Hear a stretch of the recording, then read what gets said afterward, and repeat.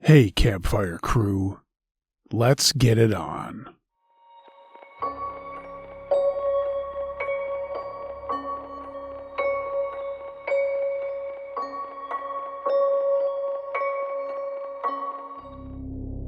Hey gang, coming at you from my vehicle.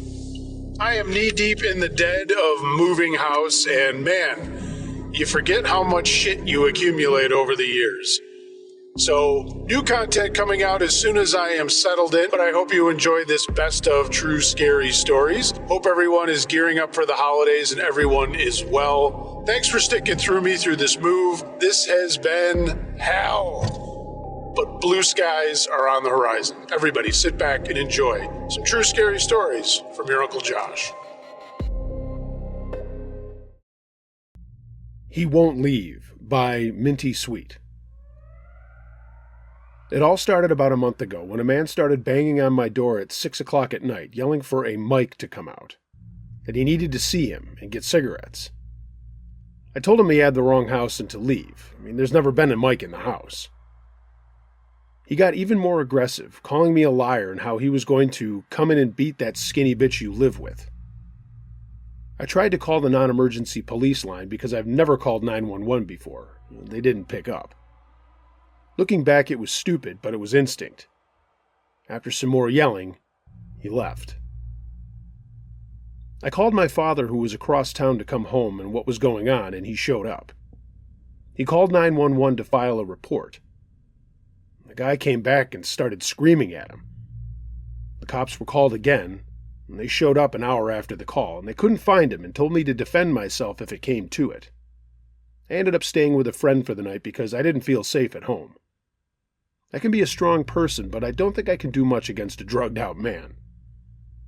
What made the situation even scarier to me is that as I was going through my driveway camera photos, it showed him walking up to my house hours before, and I had no clue.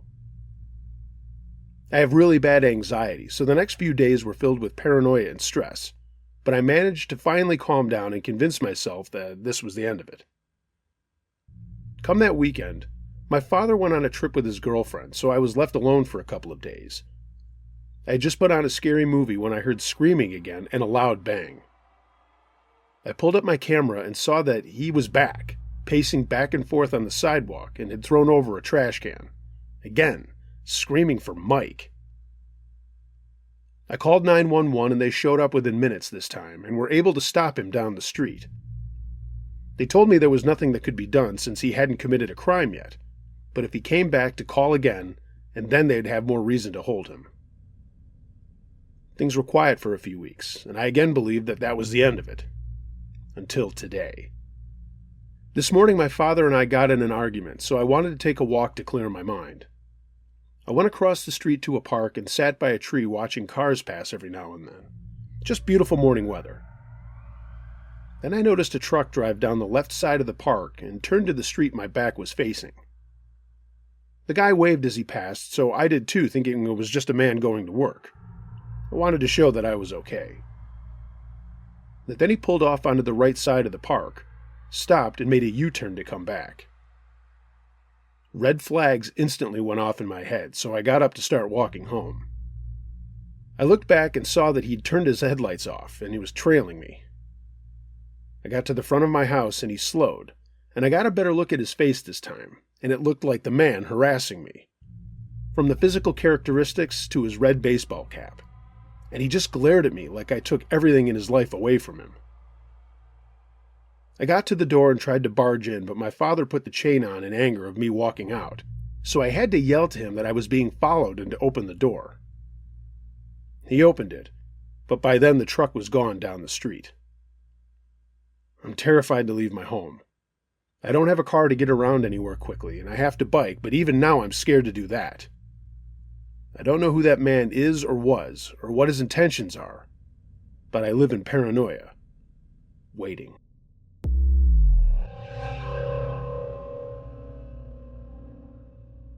The Storm, submitted by Kristen J. Between my sophomore and junior years of college at Oklahoma State University, I wanted to take a trip to visit my roommate in Oklahoma. I lived in Springfield, Missouri at the time, and this was just after our spring semester ended. It was Memorial Day weekend, and I had taken off some time off my retail job to make the drive from Springfield to her little town called Mangum in Oklahoma. It was a pretty straight shot down 44 to Oklahoma City, and then over on Route 40. After that, I was going to be taking a bunch of back highways to get to see Sybil, heading south. I loaded up my Honda Accord with stuff for the weekend. You know, the normal girl things, plus some outfits for going out, which we planned to do. I had a bunch of playlists on my Spotify and got wired on coffee and started off in the morning around 9 a.m. The weather was great where I was. I was about 20 or 25 minutes outside of Oklahoma City heading west when I noticed the sky getting dark. Of course, I wasn't thinking about forecasts or anything. I just wanted to see my friend and get there as quickly as I could. Some of you who are familiar with this area will know that it's in the neighborhood of Tornado Alley on the map. And boy, would I find out what Tornado Alley is really all about. I was just cruising along, jamming out to my tunes as the skies got darker and darker, and I stopped to get gas. During this, I'd unplugged my phone from the charger and put my phone in my pocket. And when I got back in, I didn't plug it back in and just got back on the road. At some point, and it was probably when I got back in my car, my phone slipped out of my pocket and went onto the floor of my car, a little under the front seat. Not thinking about my Spotify not going, I just turned on the radio and every once in a while changed stations to find the music that I liked. I never thought about my phone and why it wasn't in my pocket, and never noticed that I was getting phone calls from Sybil. I kept driving, thinking about all the fun we were going to have over the weekend, and again, not paying attention to the dark clouds. There was a sprinkle of rain here and there, but nothing that I was worried about or paying attention to. When I got to the junction where I had to head south to Mangum, I knew I wasn't super far away from her. I had planned to be there around 3 or 4 in the afternoon and was right on time. As I continued to drive, I noticed that the clouds were more menacing, and suddenly, out of nowhere, there was a massive hailstorm. Not the kind with giant hail, but really whipping winds, but a lot of hail. I could hear it bouncing off all sides of my car and roof, and I was hoping that I would just be able to outrun whatever storm was there. Again, just another spring thing that happens in the Midwest, or so I thought.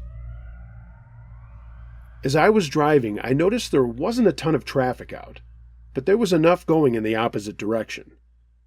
I didn't see anyone behind me for the longest time, and I never really saw anyone in front of me either. Never really had to pass anyone, and no one ever passed me. I kept cruising along as the skies got darker off to my right. Still not paying attention and just singing along with whatever songs I recognized on the radio, me and my trusty Accord kept moving.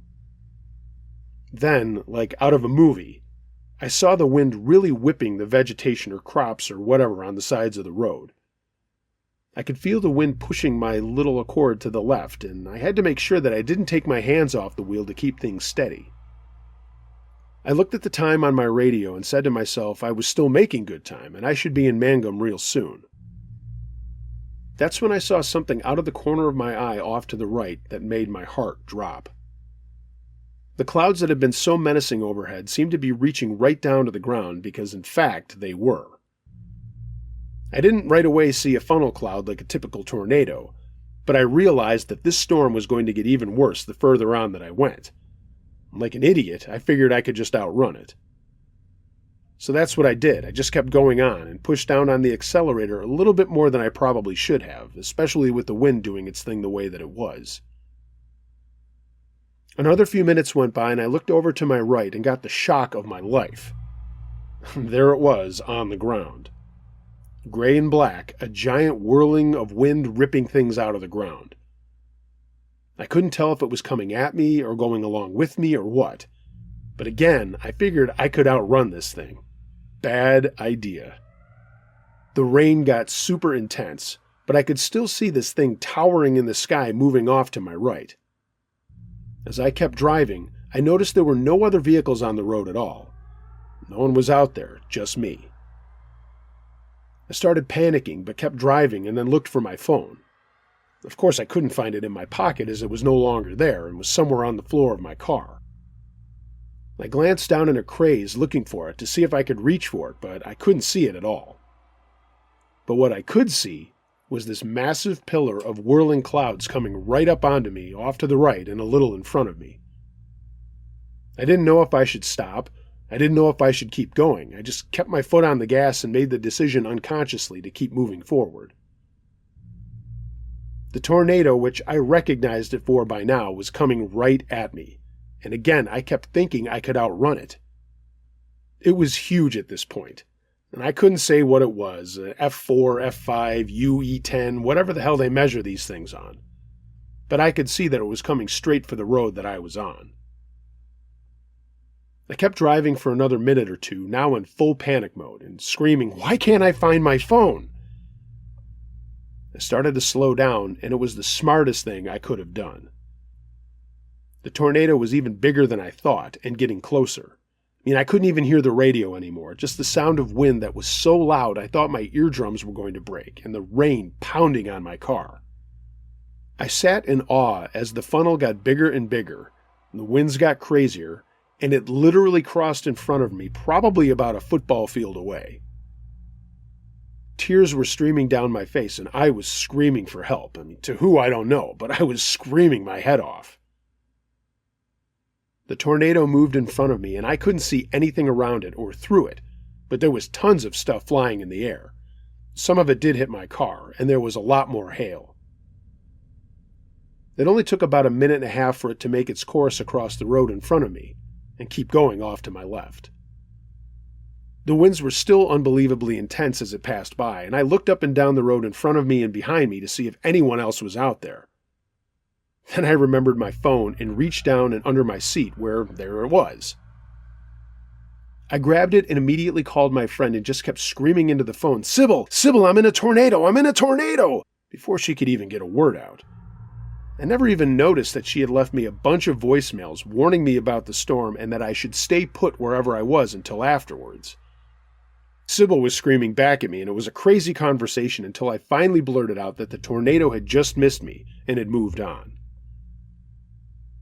Then I saw some cars go whipping by me, and when I looked up and down the road, I saw a couple of other vehicles had been sitting out there. While I was still yelling into the phone, a car came up to me and a guy got out and knocked on my window to see if I was okay. His name was Larry, and he was part of a storm chaser group. His other team members were people that I had seen farther down the road that were taking measurements and also watching the tornado as it went by. They were on the other side of it. With tears in my eyes, I told him that I was okay and where I was going. He asked if there was anything he could do, and I said no, and it was a crazy three-way conversation with Sybil about who I was talking to. I was so nervous to start driving again, but Larry told me that the tornado was gone and most likely would not be turning around to come back, and I should get to wherever I needed to get as more tornadoes were predicted for the rest of the day. I kept Sybil on speakerphone the entire way to her driveway, telling her about what happened over and over, and how I wasn't paying attention, and how my phone had fallen onto the floor. She was crying too, that I was okay, and just kept guiding me along the roads to her house. When I finally got there, I ran up to her door and practically jumped into her arms, crying my eyes out. I got inside where she was home with her dad, who was equally happy to see me. He made me call my parents, and grabbed a bottle off a shelf and poured me the stiffest scotch I'd ever had in my entire life. I finally started to calm down and told them the whole story all over again. I had made it through that storm by the grace of God and promised that I would check forecasts and not leave my phone in a place that I couldn't get to it ever again. We ended up having an awesome weekend, and we did watch the news broadcasts that day of the same tornado I had seen as well as some others. God must have sent a guardian angel to get me through that, but it was certainly the scariest thing that has ever happened to me in my life. This was 4 years ago, and I remember every detail like it was yesterday. I now live in Boston, Massachusetts, where we do get our share of crazy weather, but nothing like that, and tornadoes around here are a rarity. I'm glad because I don't ever want to go through something like that ever again. It's such a feeling of helplessness when you don't know where to go, and quite frankly, sometimes there is no place to go. Like I said, I plan my trips very differently now, even though I probably will never ever see a tornado again. And if I do see one, even if it's 100 years from now, it will be way too soon.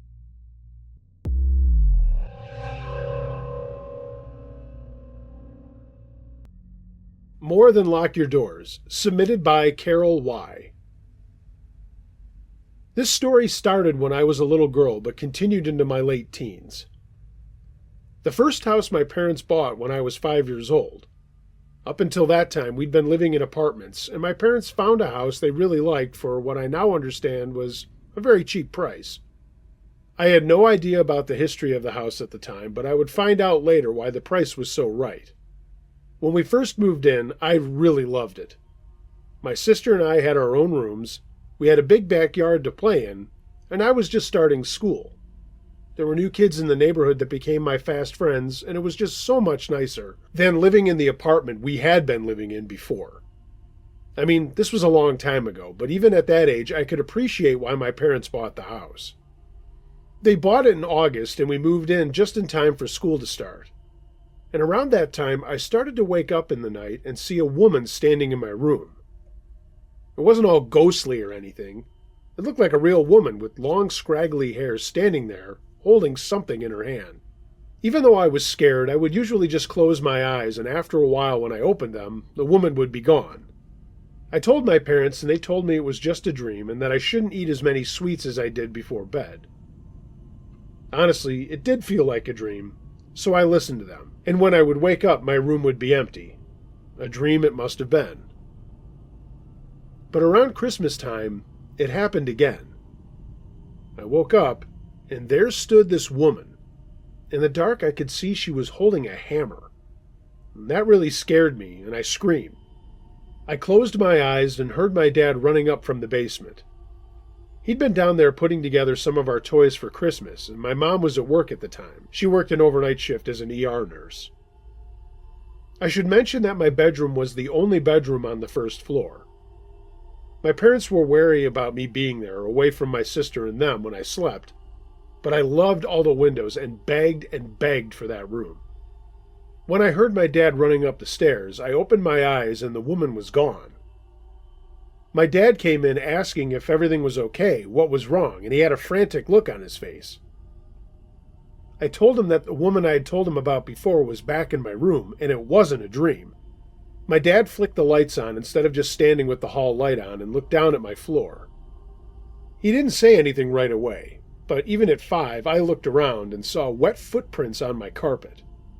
They came and went out from my door. My dad told me to stay where I was and turned around and went into the hall and was gone for a minute. He was checking the doors and windows and also on my sister.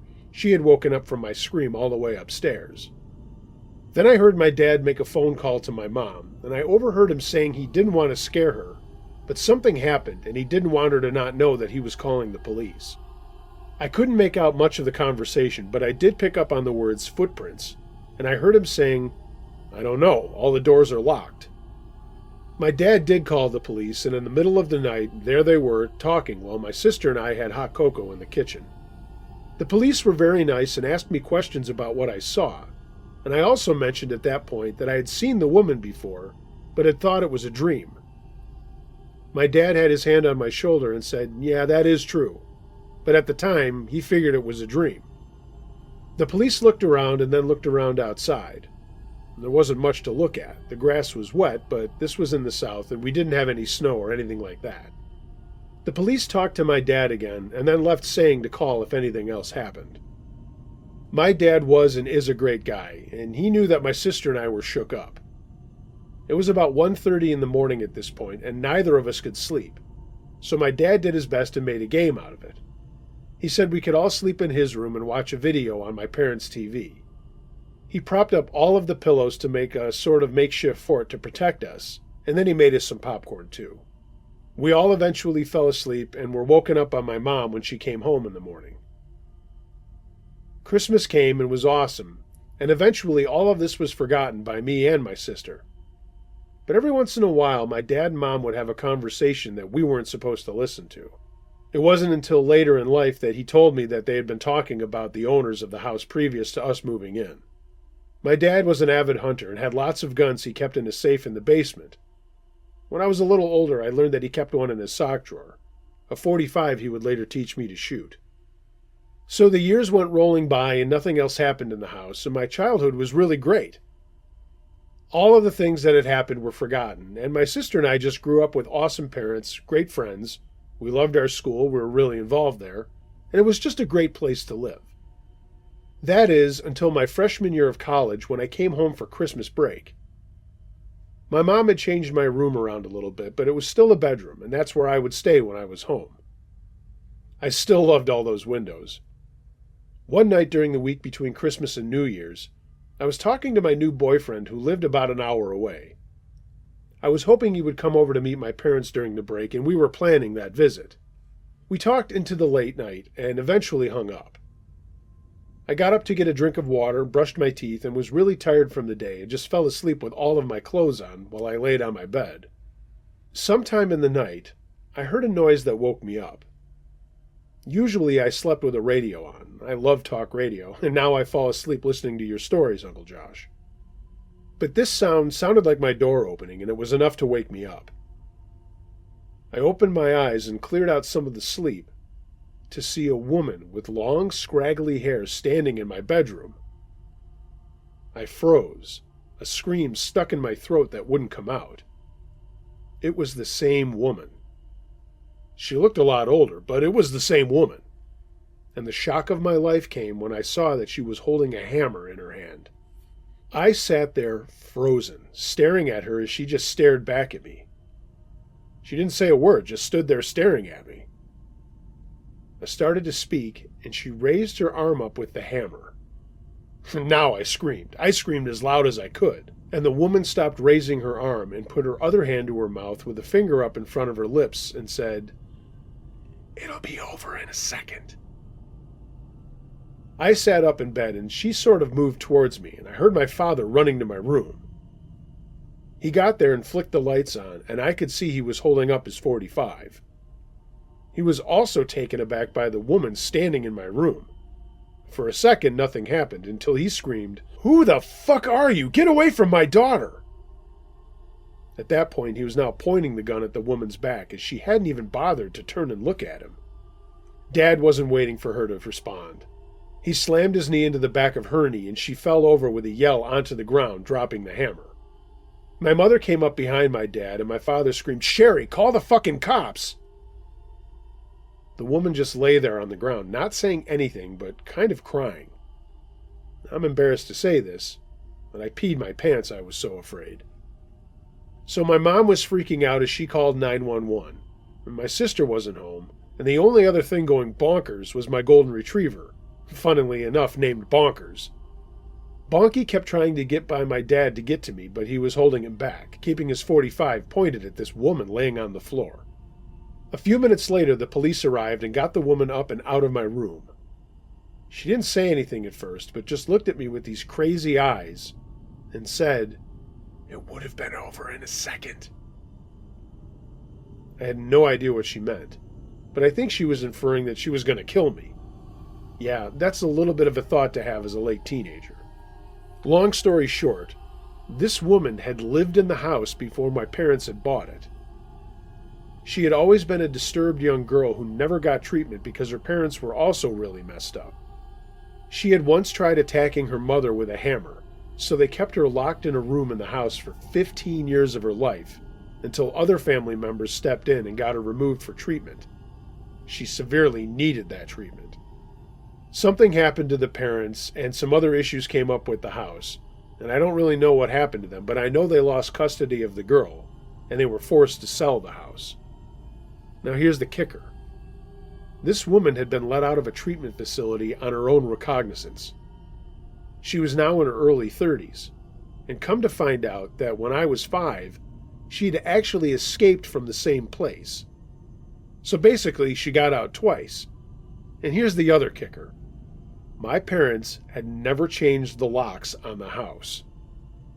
This crazy woman had remembered a spare key that her parents had hidden somewhere outside near our back door. She had simply just gotten the key and gotten into our house. I mean, how fucked up is that? And how fucked up is it that every time she came in, when she left, she put the key back in its hidden spot? I suppose the early lesson here is change your locks the minute you get a new place. The police arrested her, and the whole rigmarole started all over again, with her not being competent to stand trial, and she was remanded to another mental health facility.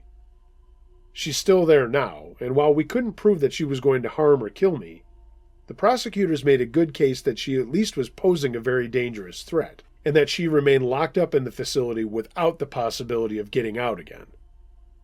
I don't know how any of that works, but this last thing happened about 25 years ago, and like I said, as far as I know, she's still where she was. After I graduated from college, my parents sold the place, and all of us moved to different states. I don't think we had anything to do with this woman personally. She was just going back to the only place she knew. Where she got the hammer, nobody knew. It was not one of ours. Now I have my own family, and I made sure to change the locks on both of the houses I've lived in. My sister and I still tease my parents for not changing the locks in the first place on that first house. I mean, after all of this time, we can sort of joke about it. But the truth is, sometimes in the night I do wake up and think that I see that woman standing in my room. I know she's not there, but I guess it's something that will always be stuck in my mind and in my dreams for the rest of my life. Sometimes you can't call the cops for help by don't want them to find me. My apologies for the length of this story. I've tried to cut it down some, but it's simply a long story. I'm hoping this is vague enough to remain anonymous, because those involved are still out there somewhere, and I'd really prefer not to encounter them again. However, I will say that this story happened in the U.S. For reference, I was 20 years old at the time, living in an apartment with my mom and little brother while I attended community college. When we first moved in, the apartments were very well run, but within a short time the managers were transferred elsewhere, and the replacements did not have the skill at keeping undesirable types of people out. The police became a regular sight in our neighborhood, and it was a rare day that would go by without seeing them. The woman who moved in downstairs from us began openly dealing drugs, and people would come and go at all hours and leave, stuffing little bags of various substances into their pockets. Mostly weed, but definitely other stuff as well. They couldn't have been more obvious if they tried, and there was always a crowd of shady-looking men with large, unfriendly dogs hanging around the yard, or even sitting on our stairs. They'd act like it was a personal insult if we interrupted them to walk up or down the stairs, and would just generally be quite intimidating. The breaking point didn't come until their customers started getting the wrong address and coming to our door instead. We'd be sitting in the living room and hear footsteps come up the stairs, and the door handle would jiggle against the lock. We became religious about keeping the door locked tight. One night I was home alone, and somebody started just beating on the door, not knocking. It was more like he thought it was a punching bag, all the while screaming barely comprehensible obscenities. I grabbed the biggest butcher knife out of the kitchen and shouted through the door that I was calling 911, and he ran away. In hindsight, I probably should have called, but I was just relieved he was gone, and since I hadn't seen what he looked like, I figured it wouldn't have been that much use. After that, though, I always pushed the couch in front of the door before I went to bed. My mom had had enough of this at this point. She tried going to the manager first, and it was met with a total lack of interest from her. So she decided there was nothing to be done but contact the police about it herself. So she called about it, and she got off the phone looking happy because at least they seemed to take her seriously and promised to investigate. The first sign of trouble came the next night. There was a lot of thumping and bumping downstairs, and a peek out of the window showed people going in and out of the apartment, carrying cardboard boxes to a dented van on the street. Bright and early the next morning, the police raided the place, and you guessed it, clean as a whistle. At first we didn't realize the implication of this. When it started back up again a few days later, my mom called the cops again, and the same thing happened. At this point, we realized it probably wasn't a coincidence. Somebody in the local police department was most likely tipping them off. One of the curses of a small town. I was angry and disappointed, but at least we tried, right? It never hurts to try. I wish.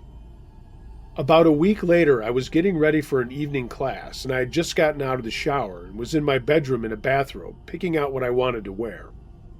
I heard a loud banging on the front door, but I didn't think much of it. We'd been expecting a package from the UPS man, and he always knocked loudly. My mom's footsteps went to answer it, and I heard her say something. I couldn't make out the words, but her tone caught my attention, and I felt like something was wrong. I reached for my doorknob, but before I could open it, it flew open in my face, and all my shocked brain could grasp was, "Huge man with a gun in my room," before I was grabbed by the shoulders and flung to the floor.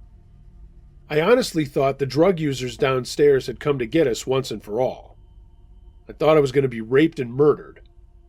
At this point, I should mention I had an issue with one of my wrists for years due to a childhood injury. I'd had it operated on twice, and this was not more than a few months after the second operation. Naturally, I managed to land with my full weight on that wrist, and something crunched horribly. I did what any tough person would do and immediately burst into tears and sat there clutching my wrist waiting to die. I guess I must not have looked very threatening like that, because he stepped back a little bit, and that's when I saw "police" on the front of his vest. The next few minutes were a bit of a blur. Somehow I was hurled into my living room where my mom was, and the cop left without saying more than, "Wait here." I was completely dazed. My mom was pretty much having hysterics, and there were all kinds of shouting and activity going on outside. After a short while, the cop returned and informed us, to paraphrase, "Sorry, wrong address. Shit happens. We can't be perfect all the time. My name is Officer Shinkin. Here's my card, and you can call it if you have any questions." And then he just left. I went straight to the emergency room and spent the next 2 hours getting my wrist x-rayed and put into a splint. And then I went to math class because, I didn't know what else to do, and I was terrified of being at home. Needless to say, I learned nothing whatsoever, but the support of my teacher and classmates was reassuring. The next morning, somebody knocked on the door. When my mom answered, it was Officer Shinkin again. When I heard his voice, I started hyperventilating and went to hide in the bathroom, so I didn't hear what was said, but I heard when my mom slammed the door. She was absolutely furious. I'd never seen her look so angry. Apparently, good old Officer Shinkin brought along a carefully prepared document that we were to sign.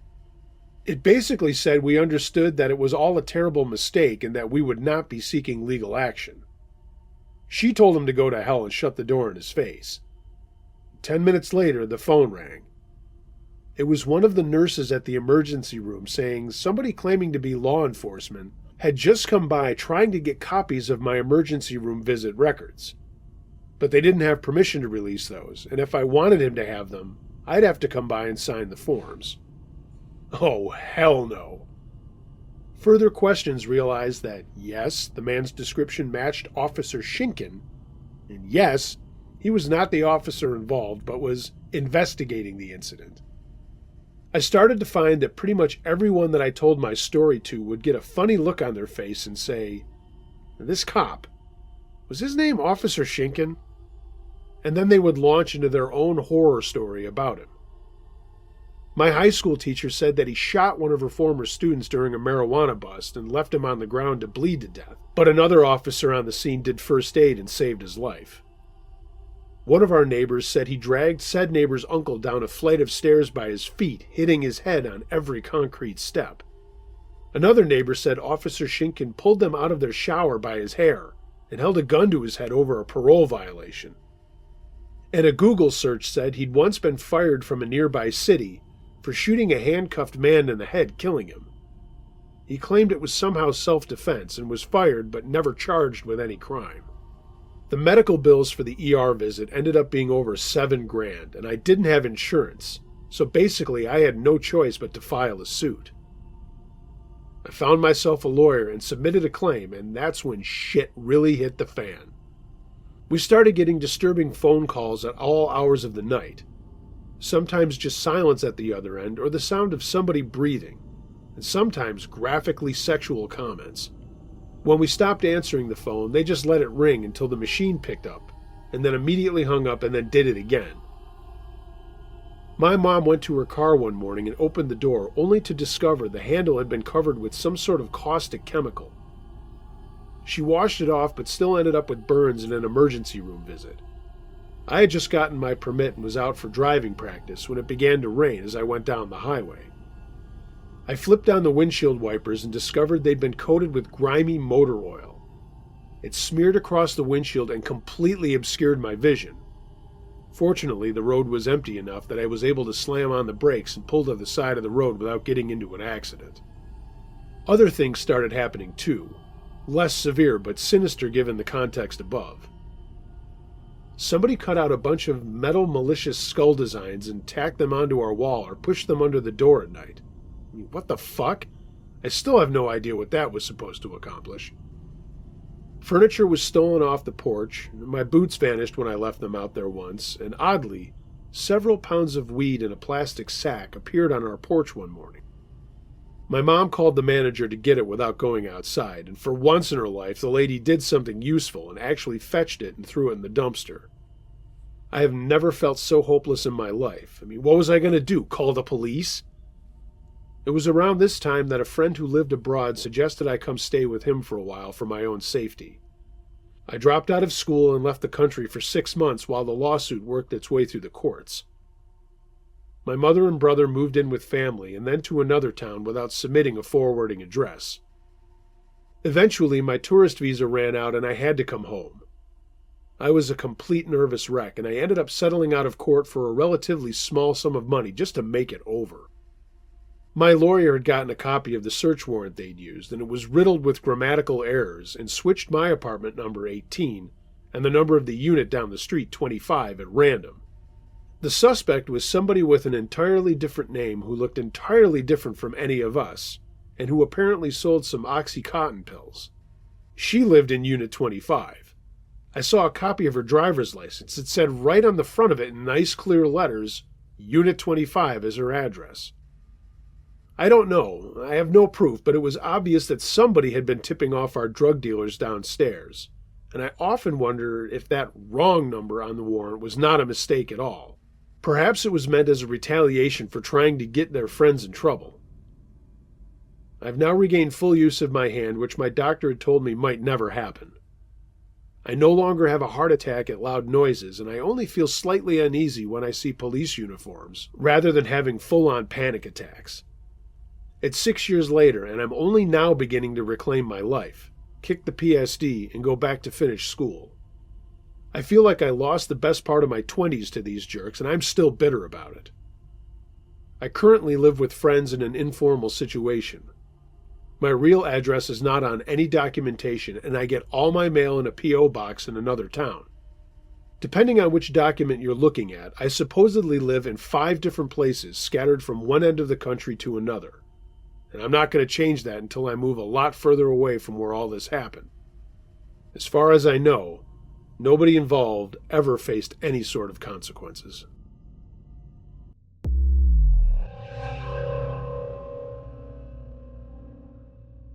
The Men Who Kicked Down My Back Door by O.G. Kings. This is going to be long. Apologies if it doesn't make much sense. I have panic attacks when I think about it and struggle to put it all together. This happened back in 2021.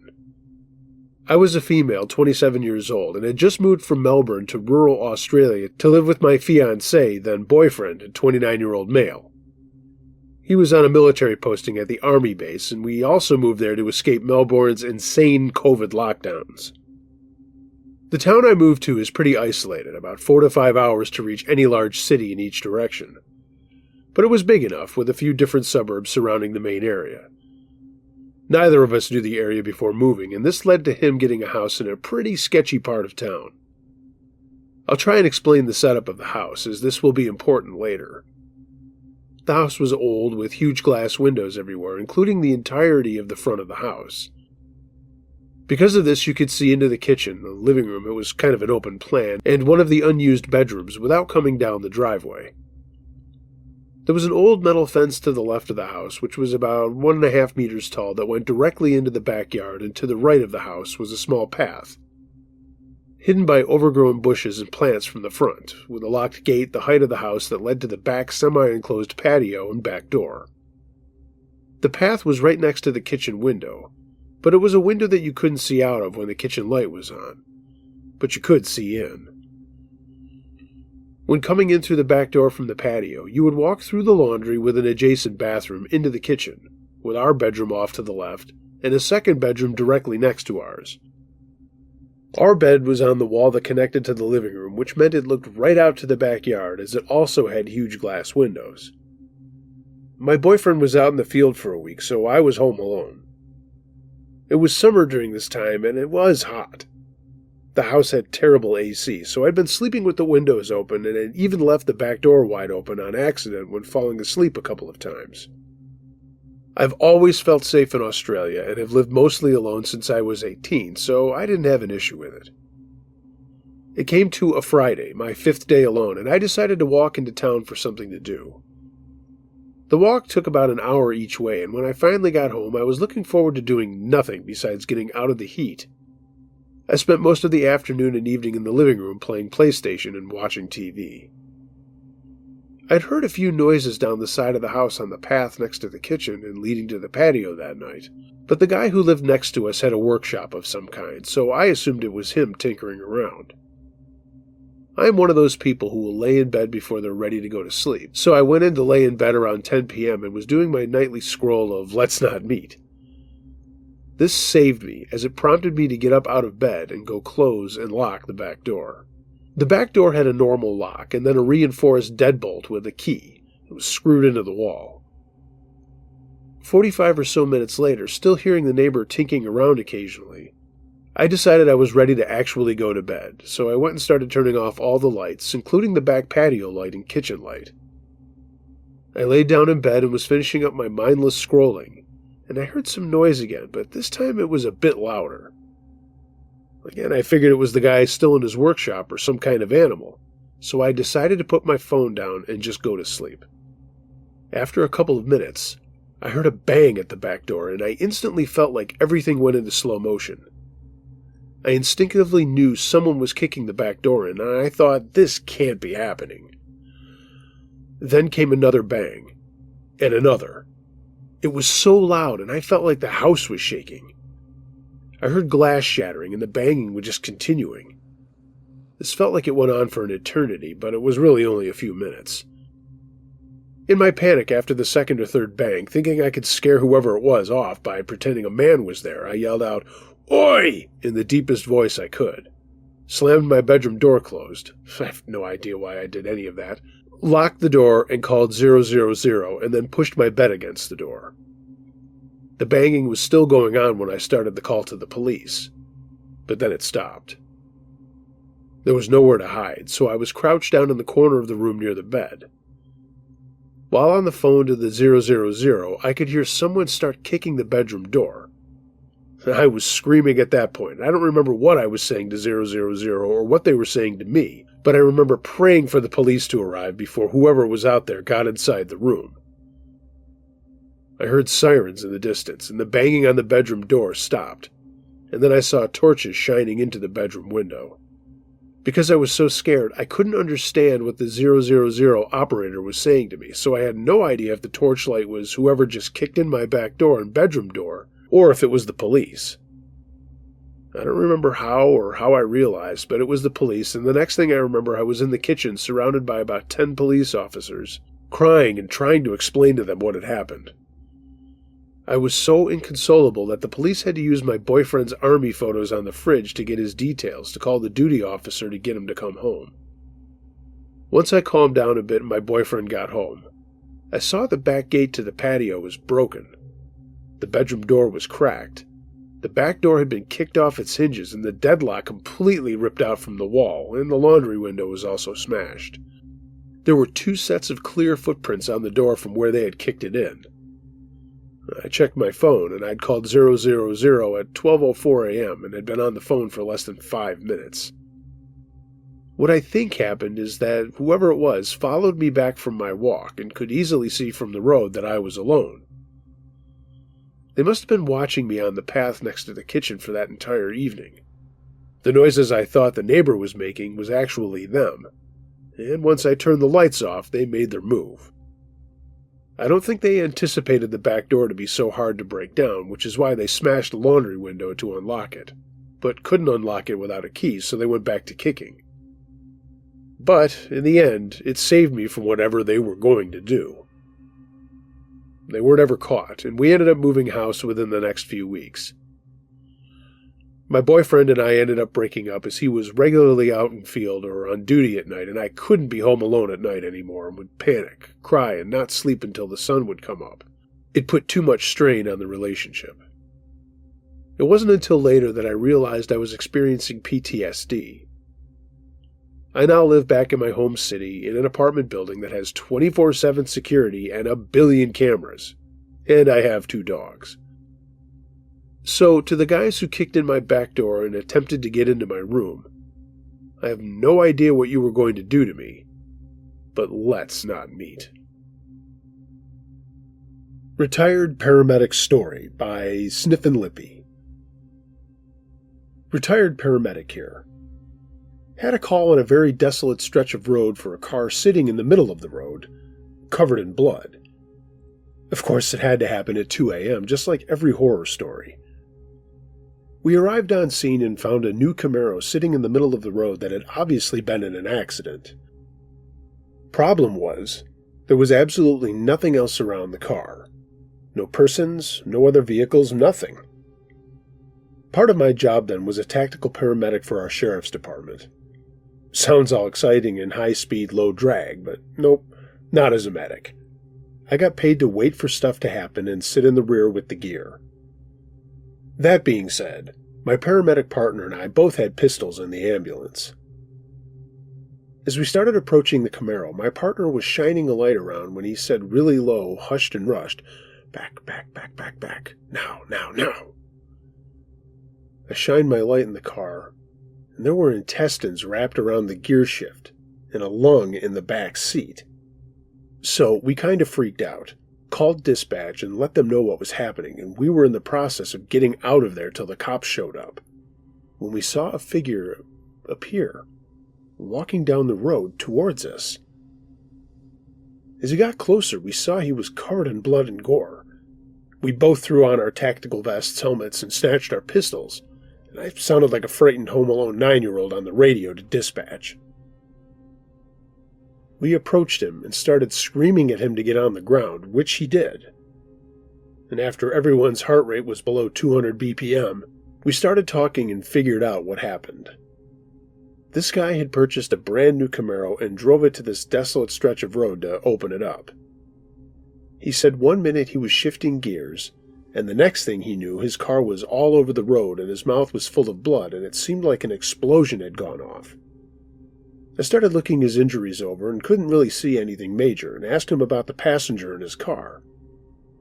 He said, "What passenger?" My partner said, "There's a lung in your back seat." Dude went straight into mental overload and couldn't come up with anything, so I was thinking he's hurt. We got him in the ambulance and police were 5 minutes away and we potentially had another victim out there, and I had to go look by myself. I walked through the crash scene, looked in the car, and sure enough, intestines wrapped around the gear shift, lung in the back seat, and looked like part of a liver. It looked like a hand grenade had gone off in the car. I walked around to the other side of the car and saw a faint blood smear stain on the road, and I walked towards it, and I saw something else further down the road, so I kept walking towards it. I finally saw something on the side of the road and ran up to it, honestly completely freaked out and scared to death about the body I was about to see. And the dude had hit a deer. What happened was when he was winding the car out, state police estimated him well over 100 miles per hour, and a deer jumped into his car's pathway and hit the top corner of the windshield with its stomach. When it hit the windshield, it created a negative vacuum in the car, sucking almost all of the deer's organs out and right into his car and all over him. I had the fire department decontaminate him, wrapped him in some blankets, and took him to the hospital. For many, many years after this, my wonderful 911 dispatchers happily played the recording for anyone who wish to hear it.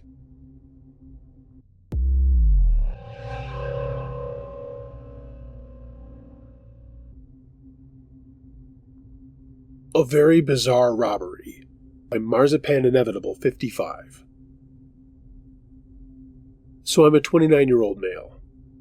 This happened when I was 20, and it has led to some charming anxiety issues, which were actually only addressed about 6 months ago. I've been told the best way to cope with things is to confront the issues head on, and in a way that's what I'm trying to accomplish. So, before I got my life together, I used to work odd jobs around my hometown's neighboring towns.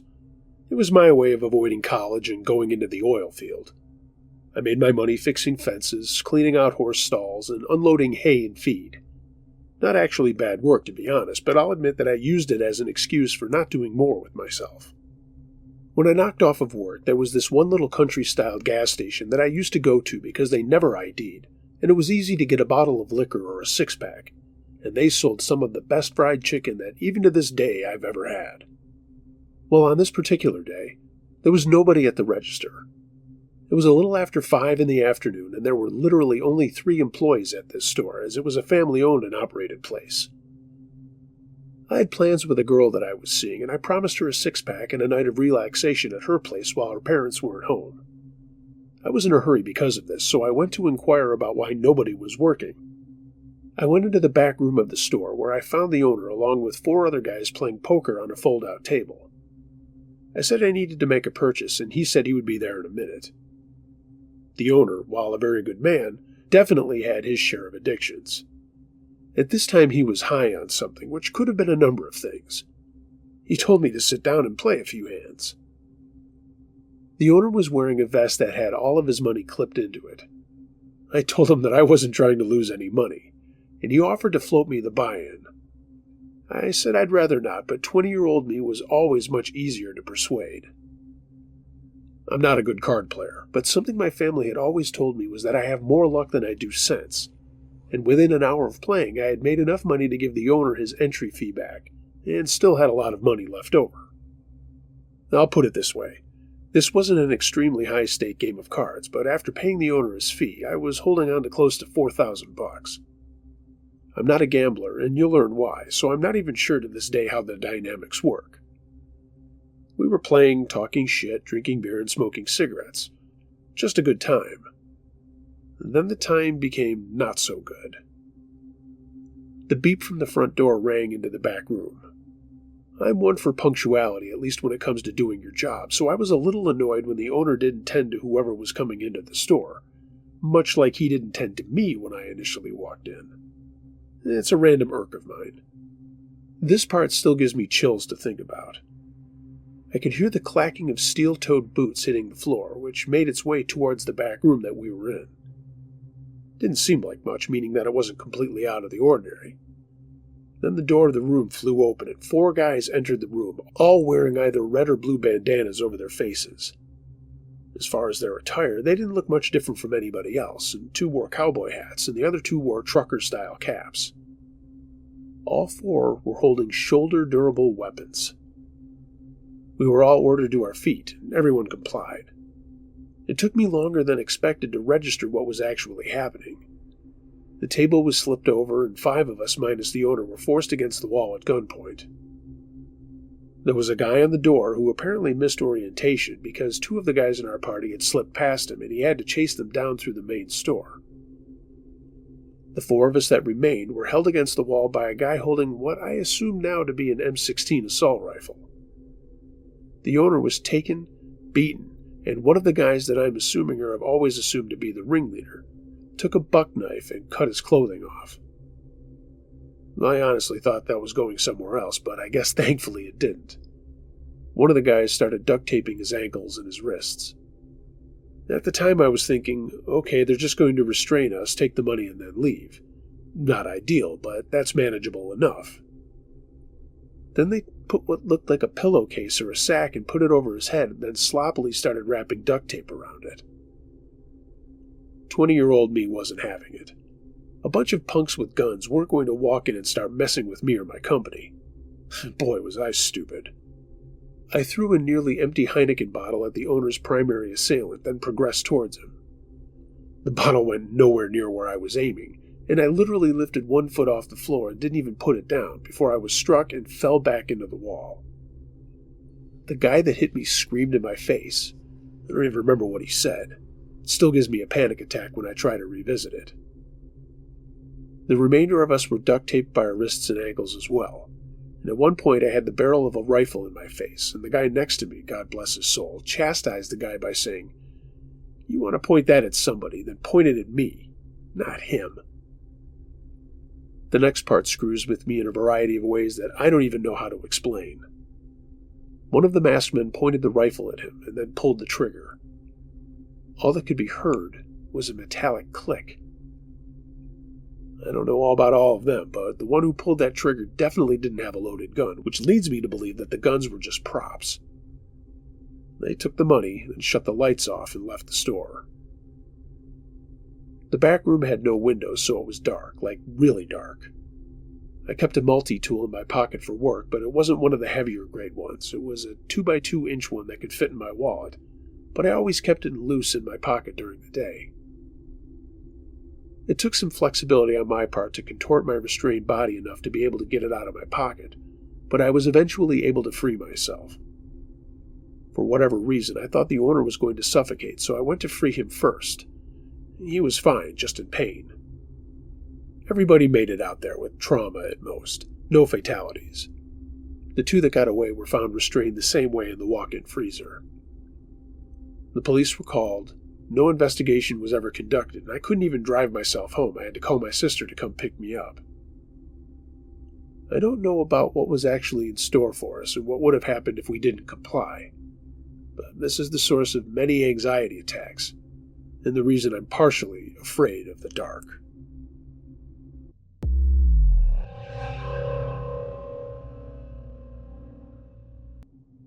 Roommate from Hell by Expression 399. Never move in with a man or woman you've never personally known. I got a roommate from hell this way. The man tortured me psychologically when I turned his sexual advances down. Then he stole thousands of dollars from me over time. He even used my Amazon account to open up an account. And he got some personal info like social, etc. Once I left after calling the cops to help me leave, and he showed up at the Apple store I was at just a day after I left. He would bang on the wall across from mine every morning and late at night to startle me awake. He'd throw pebbles or tap on my window in the middle of the night to scare me and keep me on edge. And he'd give me weird little candies and teddy bears as if we were dating. He even ordered stalkerish love items on my own Amazon account. I mean, who the fuck spends this much on a Christmas ornament that says, "I'll always love you and follow you," or something along those lines? If I'd go to the restroom, he'd run and kick his foot at the door so loud and suddenly that it sounded like a door being kicked down. He'd steal my items if I left them alone for even a second so I'd have no way to go out if I had plans. Then he'd put them back once I mentioned them, or when it was too late for me to leave my plans. He kept me home this way a lot. If I got any mail or package, he'd interrogate me. "What did you order? I need to know." It was like he thought he owned me or something. Towards the end, I was locking doors and putting furniture up against the door because he picked my bedroom lock while I was gone. And when I'd wake up, sometimes there was stuff missing or moved in odd ways, so I knew he was creeping around while I was asleep. I mean, he was an absolute freak. I wouldn't put anything past him since he showed me how psychotic he was. If I was happy or in a good mood, he'd start criticizing and nitpicking at my body, hair, face, behavior, voice, anything he thought I was insecure about. I even developed an ED because he always did this and mocked and laughed at me when I would make her eat food. Any time I'd leave my bedroom, he would rush out of his room to stand right behind or near me like a weird little dog that follows you around panting. And I'm pretty sure he even pissed in my hair products or skin products. I do know he'd throw out food I had just bought, and as I mentioned, he'd steal my cash and even used my debit cards. It was the strangest thing. If anyone else had dealt with this, they'd go insane. Even though I left to go live on the streets, I don't have any family or friends. I was severely abused as a kid. I've been on my own since 14, actually, so I'm accustomed to surviving on the streets for periods of time. I was a million times happier than I ever was in that nice apartment, surrounded by nice things in a fancy car. I felt so relieved even just living in a concrete garage. I was a million times happier sleeping on concrete with a pillow made of a towel and a tiny little blanket in the cold than I ever was living there with him. He spent his time psychologically torturing me, and I don't regret leaving at all. I still have trouble believing this stuff happened, as it was just so crazy to even think that someone is crazy enough to do that.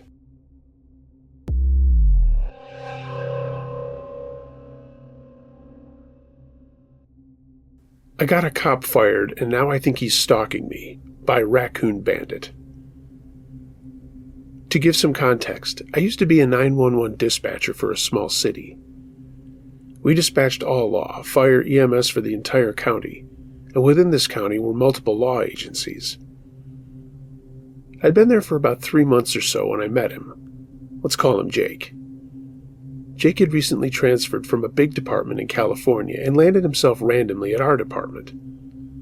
It didn't make much sense as to why he left California in the first place, but he always insisted it was just time for him to move to a smaller, less dangerous department. He and I quickly became close and would chat almost every day after I got off shift.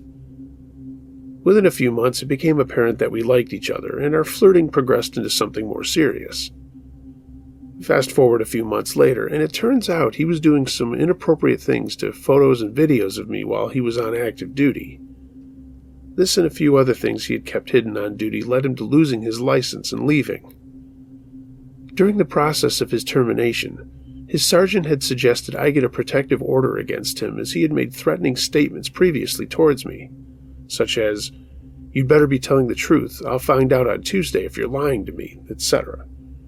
I had begun to fill out the paperwork and was told I had a temporary protective order on him in the meantime, but I don't think I ever did. About 2 weeks after his termination, he called me to catch up. The entire call was like an old friend to another old friend. What am I doing for work? Do I have a boyfriend now? But progressively, things turned more personal. When did my shift end? What do you actually drive? Being 18 and naive, I treated him like I always had, answering his questions. I had contacted his old department afterwards, as his sergeant had told me to let him know if I was ever contacted again. But they turned me away pretty quickly and didn't want anything to do with it. With that, I blocked Jake. Roughly a month later, I got a call from a new number, and it was Jake. Once again, he wanted to meet up and catch up. But this time he was so casual, going on about telling me about this new house he's wanting to buy in my neighborhood, knowing it's my neighborhood. I had never told him where I lived in town, let alone what specific neighborhood. During that call, he progressively got more aggressive as well, making statements such as, "If I knew I was going to get canned, I should have just had my way with you." He half-heartedly joked about getting a hotel room just for me, and that was that.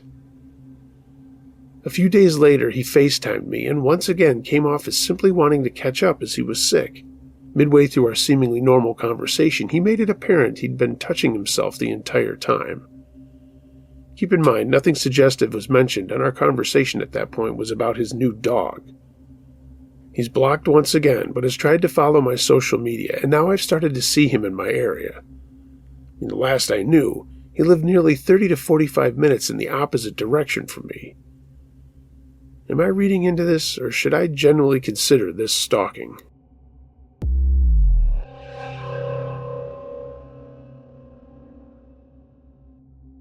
The Midnight Teen Urbex Adventure by Standard Alfalfa 207. This story happened a while back. I was 15 or 16 at the time and was a member of a youth group. I won't say the real terms for privacy's sake. Normally, we just gathered Saturday afternoon and had some fun with games organized by older people who were in charge. But this time we could stay the whole weekend, so Saturday morning till Sunday afternoon. I was the oldest in the group with 3 others, 2 of which were a year younger than me and my friend. We had a great Saturday playing different games with the younger children, etc. But when night came, we could stay up longer. So we sat around the campfire with our leaders and just chilled a bit. It was getting late, and the two younger ones went to sleep. They watched YouTube all night. Me and my friend, who are about the same age, were talking, and he suddenly hinted that we could basically do anything we wanted. Most of the leaders were asleep or just thought we wouldn't do anything stupid. He began talking about this abandoned vacation home for schools from a big city. I'm a fervent urbexer, so this piqued my interest. We were located next to the sea, so it was common for bigger, more inland cities to make places of residence for their schools to come and enjoy the sea. But this one was abandoned for some reason. And that's how we went to take a walk at around 11:30 for about an hour and a half. We had to travel through some forest paths, and that's how we ended up on a big road in a pretty nice neighborhood. At the end of this road was located a pretty big building. It was kind of sinister. The city lights made it look yellowish, and all the windows were broken. I saw that pretty much all entries were boarded up and asked my friend how we could even get in. And that's when he told me there was a way through some dunes that connected some roads. I asked him how he knew all this, and he'd said he'd spent a lot of time there having fun. He also knew there was a squatter there, but basically everyone in the region knew him, and he even talked to the guy sometimes. We hopped a gate and entered the complex through some broken doors. It was already midnight by then, so we had to use our phone flashlights to see. The floor was full of rubble and broken glass, and it smelled moldy. Each room was dark and humid. I could only see about 5 meters in front of me, and I was already pretty scared, but I just manned up and followed my friend. We went up to the 3rd floor, and via the first stairwell, because this is where my friend and his friends hung out. You could see that his friends did hang out there sometimes. There was less rubble, it smelled like fireworks, and there was some trash like cans and ships on the ground. We had some fun adventuring around, and it was a great time. But then all of a sudden, I was completely alone. I stood still and heard a banging noise from a room a bit further. I went to check, a bit hesitant and pretty scared. That's when I saw my friend come out of a room, holding a sink he had just kicked out of a counter. I was relieved, but a bit confused why he had a damn sink in his hand. He looked at me and smiled and told me to follow him. So I did. He led me to a room with broken windows. Almost all the windows were broken in this building, so I wasn't alarmed. But suddenly my friend had the great idea to throw the sink through a hole in the glass. I watched as it fell 3 floors and broke on impact. I looked at him and he had a big smile, and so did I. In my innocent teen mind, I thought to myself, that's the coolest thing I ever saw. We laughed loudly. A bit too loudly. Not even a minute later, my friend told me to turn off my flashlight after hearing some noise, which plunged us into total darkness. That's when he heard it. A scream so satanic it could hardly be discerned as human. Yet it was. Our big exciting stunt had woken up the squatter that lived there, and he wasn't happy about it. We heard him banging and breaking things, and me and my friend went straight to the 2nd stairwell because he knew he would be at the 1st. Luckily, most of the building was dimly lit by streetlights, but my heart was beating senseless, and I had to keep my breathing under control. After years of playing scary hide-and-seek games in the forest nearby with my friends at night, and other things I did with friends, I had mastered this. I was scared shitless, but my thoughts were clear. We had to get out of there. We slowly descended each stair, checking every door, until we ended up at the 1st floor. But we couldn't go any further. A bed placed up against the stairwell blocked us, so we had to go back up to the 2nd floor. That's also when I noticed the silence. The dreadful silence. All the banging and screaming had stopped as suddenly as it started. The squatter was stalking us, making no noise like a predator stalking its prey, making it more nervous and panicky each second that passed.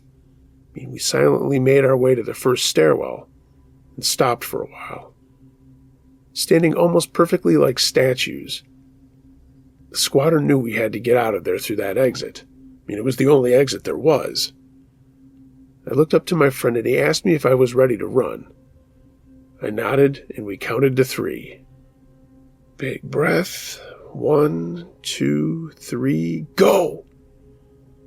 We both rushed through the stairwell, jumping multiple stairs at once. Our hearts were pounding, every step meticulously calculated to not fall or step on any broken glass or rubble. Finally exhaling and inhaling as hard as we could, we're on the first floor, right through the double door. There it was, the exit. My legs were outputting more force than ever before. The final sprint, and I looked back. My friend was still there. We jumped through the broken door and leaped over the fence, and a last sprint to the road, and it was over. My heart was pounding, my eyes wide, and my body was stiff. I was standing there in front of my friend with the biggest smile ever. And that's when I became addicted to adrenaline. I mean, nothing could satisfy me more than that feeling. We walked back to the campsite and no one asked us anything. And since then I've told this story countless times to others and went back to the home too.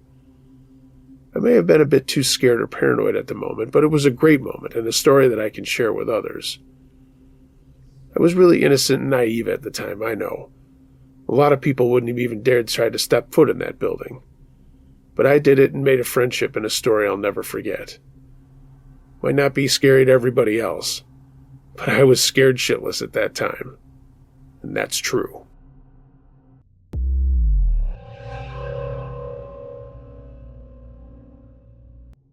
Knives by Leica 29. The house I was renting was a murder house. Nothing to do with the story, but yes, I rented a murder house for a while. The people in the story are myself, Leica, and my best friend, Joe. I've been living in the murder house around 4 months with no issues, apart from me and Joe constantly pranking each other. Me and Joe were still working as station supervisors on the London Underground. Anyway, we were great friends. We both 100% mutually friend-zoned each other from the start, and we both shared a love of pranks. Sure, they got a little out of hand sometimes, but it kept both of us on our toes. At 26, Joe was almost 7 years older than me, and the only issue I had was that he would take my stuff sometimes. For instance, if I bought a pizza and put it in the fridge for when I got home from work, I'd come home, open the fridge, and see a note saying, "Leica, I took the pizza. Here's 20 pounds. Buy another one." And there would be a 20-pound paperclip to the note he'd written in the fridge. He did it with everything, mostly when he'd had a few beers. He once drank a quarter bottle of brandy I'd been saving, and I was so mad I punched him, right in the arm as hard as I could. Joe had just laughed, and he had the kind of laugh that made me laugh too, but both of us never really took anything seriously for more than a minute. Anyway, the next time I bought brandy, I put the bottle in the drawer under my bed so he couldn't get it. I'd gone to bed and was sleeping when suddenly I was woken up by my bed moving. Joe was in my room, a little drunk, and he was carefully, well, as carefully as a big clumsy drunk could be, opening the drawer to get at my brandy. He saw me open my eyes and started laughing. "Shh, just sleep," he mumbled. "I'm just here for the brandy." Somehow I managed to restrain myself from breaking the bottle over his big drunk head. I handed him the bottle with a tired, narky, "Just fucking take it and fuck off." And he took it from me and stumbled out of my room. The next night I shut and locked my bedroom door while I slept. I told him to never come in my room and wake me again like that. A couple of nights later I was woken up by the sound of someone jiggling my door handle. Screw Joe, I thought. The door was locked so he couldn't get in. I ignored him for a while, hoping he would give up. But the door handle kept squeaking and moving. I very quietly crept out of my bed and put my hand on the lock. I was planning on carefully unsnicking it, then wrenching the door open and throwing myself at an unsuspecting Joe, screaming like a banshee. It would be so funny. I silently stifled a giggle, and I remained deathly silent. It wouldn't work if he heard me unlock and open the door. I had one hand on the little lock ready to twist it, and the other on the handle. I counted in my head, 3, 2, 1, and right then I had a little thought that I was tired and didn't want to prank Joe after all. I'd go back to bed and pretend to be asleep, and eventually he would stop fiddling with my door handle. So that's what I did. I got back in my warm bed and went off to sleep. I was woken by Joe some hours later. "Leica," he shouted, knocking on my door. "Come out of your room really carefully and don't freak out. Don't touch anything. I've already called the police." He sounded different to how he usually sounded. I carefully unlocked my door and slowly opened it. I looked outside of my room and noticed that every knife we had in the house was on the floor outside my room, arranged in a semicircle facing my door. We both liked to cook and had 2 sets of deadly sharp chef's knives and a set of steak knives. So yeah, we had a lot of knives. And right now, they were all on the landing carpet, pointing directly at my bedroom door. I asked Joe if he had heard anything, or if it was him trying to get in my room around 1 a.m. He looked at me wide-eyed and told me he hadn't even been home all night. His shift had finished at 11 p.m., and the night foreman hadn't shown up for his shift, so Joe had volunteered to stay and do a double. He'd finished around 6 a.m., arrived home to find a downstairs window had been forced open, and lots of things moved around. The police arrived and weren't even that bothered because no one was hurt and nothing had been taken, and nothing, apart from the lock on the window, was damaged. But tons of things around the house were moved around, and the way they were moved was like in weird shapes and patterns. I shudder when I think what could or would have happened if I would have wrenched that door open, thinking it was Joe.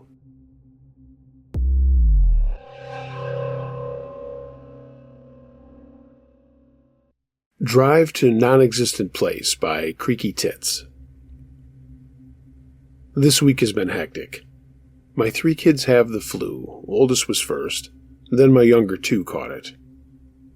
After a visit to the clinic, I was heading to the CVS down the street from our house for their prescriptions.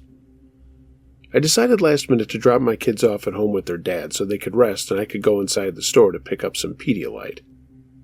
I consider our neighborhood to be safe. I've taken walks after dark and never felt afraid. Most of our neighbors are older folks who have lived there over a decade. When I pulled up to the CVS, I parked on the side parallel to our street. It's darker on that side, but the entrance is right around the corner and well lit. There was a man standing outside, and he walked in front of my car. I could hear him talking, but my music was kind of loud. I figured he was on his phone or something. No real red flags yet. My husband called me as the man walked back towards the corner adjacent to the entrance. I got out of my car still on the phone, telling my husband, yeah, the kiddos have the flu, I'm picking up medicine at the CVS, etc. In a very pleasant voice, the man said to me, "Hey, I got a question for you. You know where Main Street is?" I, assuming he was asking for directions or the location of something, told him I did. I was still holding my phone to my ear. It's in a bright pink case, so I'm sure he could see it. By now, the man was standing directly in front of me.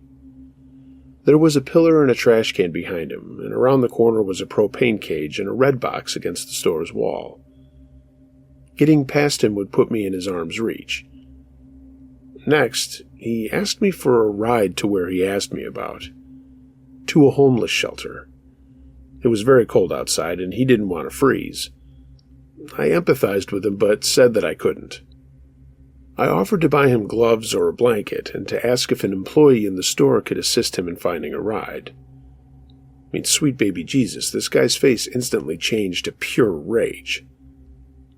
Then, right back to pleasant. Well, you know what happens to homeless people stuck outside. You're going to help me. It's right down the street. I was standing there unsure what to do. My husband was on the phone asking what was going on, and I gently told the man that I didn't feel comfortable doing that, and that I had the flu. I didn't really. And my husband was on the phone with me. Well, I don't care about the flu. Now he was getting more angry and not moving from my route into the store. I didn't want to turn back on him to go back to my car, which was several feet away in the dark. While the guy was glaring at me, I decided to quickly walk past him. I had my mask from the clinic in my jacket pocket, so I pulled that out and held it in front of me while I moved towards the trash can. He looked disgusted, but just kept telling me that I needed to give him a ride. "It's right down the street," he kept insisting. But I know where that street is, and it's not as close as he says. He tried to guilt me, and his words felt threatening, but he didn't actually threaten me verbally. Once I was around the corner, I rushed into the store straight to the pharmacy. My husband said he was calling the police. He heard the way the man was talking to me and said to just stay in the store. My knees were shaking, and I'm not usually the type to be so afraid when confronted. When I got to the pharmacy, I interrupted the pharmacist and a customer, apologizing, and then told them what happened. The pharmacist sent the store manager out, this tall guy with a long beard, and looked like he didn't take any crap from anyone. The police had already arrived. The man was told to leave, which he did momentarily. But then he came back inside the store and started yelling obscenities and something about me. Now the manager told him to get the fuck out. He was trespassing on the property. The cop came back to talk to me and told me that she'd arrested him many times. He's loud and likes to yell at people, but he isn't violent. The pharmacist had me hiding behind the screen where they give vaccines and left the half door to the pharmacy cracked open in case I needed to get out of there. The cops had also told me this guy's first and last name, as did the store manager. Is that normal? My prescriptions were finally filled and I left the store, and the police parked next to my car to keep an eye on me. Oh, and the man refused a ride from the cop to get to the shelter. Later I looked him up. His name is unique, so he was pretty easy to find online. Surprise, surprise, he has a long record spanning 3 states and several counties. Tons of public intoxication charges, DWI, urinating in public, assault and battery, and a decent exposure. I also looked up the homeless shelter. And yeah, as I thought, there isn't one where he wanted me to take him. But that area he did is super sketchy. Earlier today, I went to the corner store across from the CVS and told my friend, the overnight shift employee, what had happened. She said she kicks him out of the store all the time and calls the police every time because he yells and threatens customers.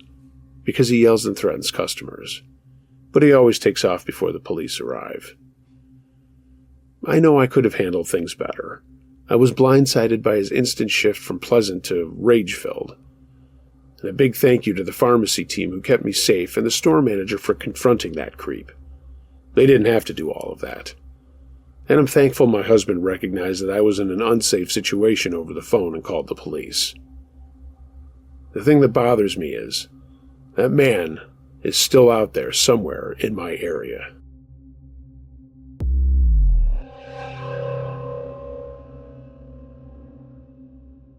I'll Never Hitchhike Again, submitted by Donna P. I'll start by saying that I had less than a normal or good childhood having grown up in foster care, so I don't really trust people. Strange that I did in this case. I'm not bashing all foster parents, but my experience was shitty to say the least.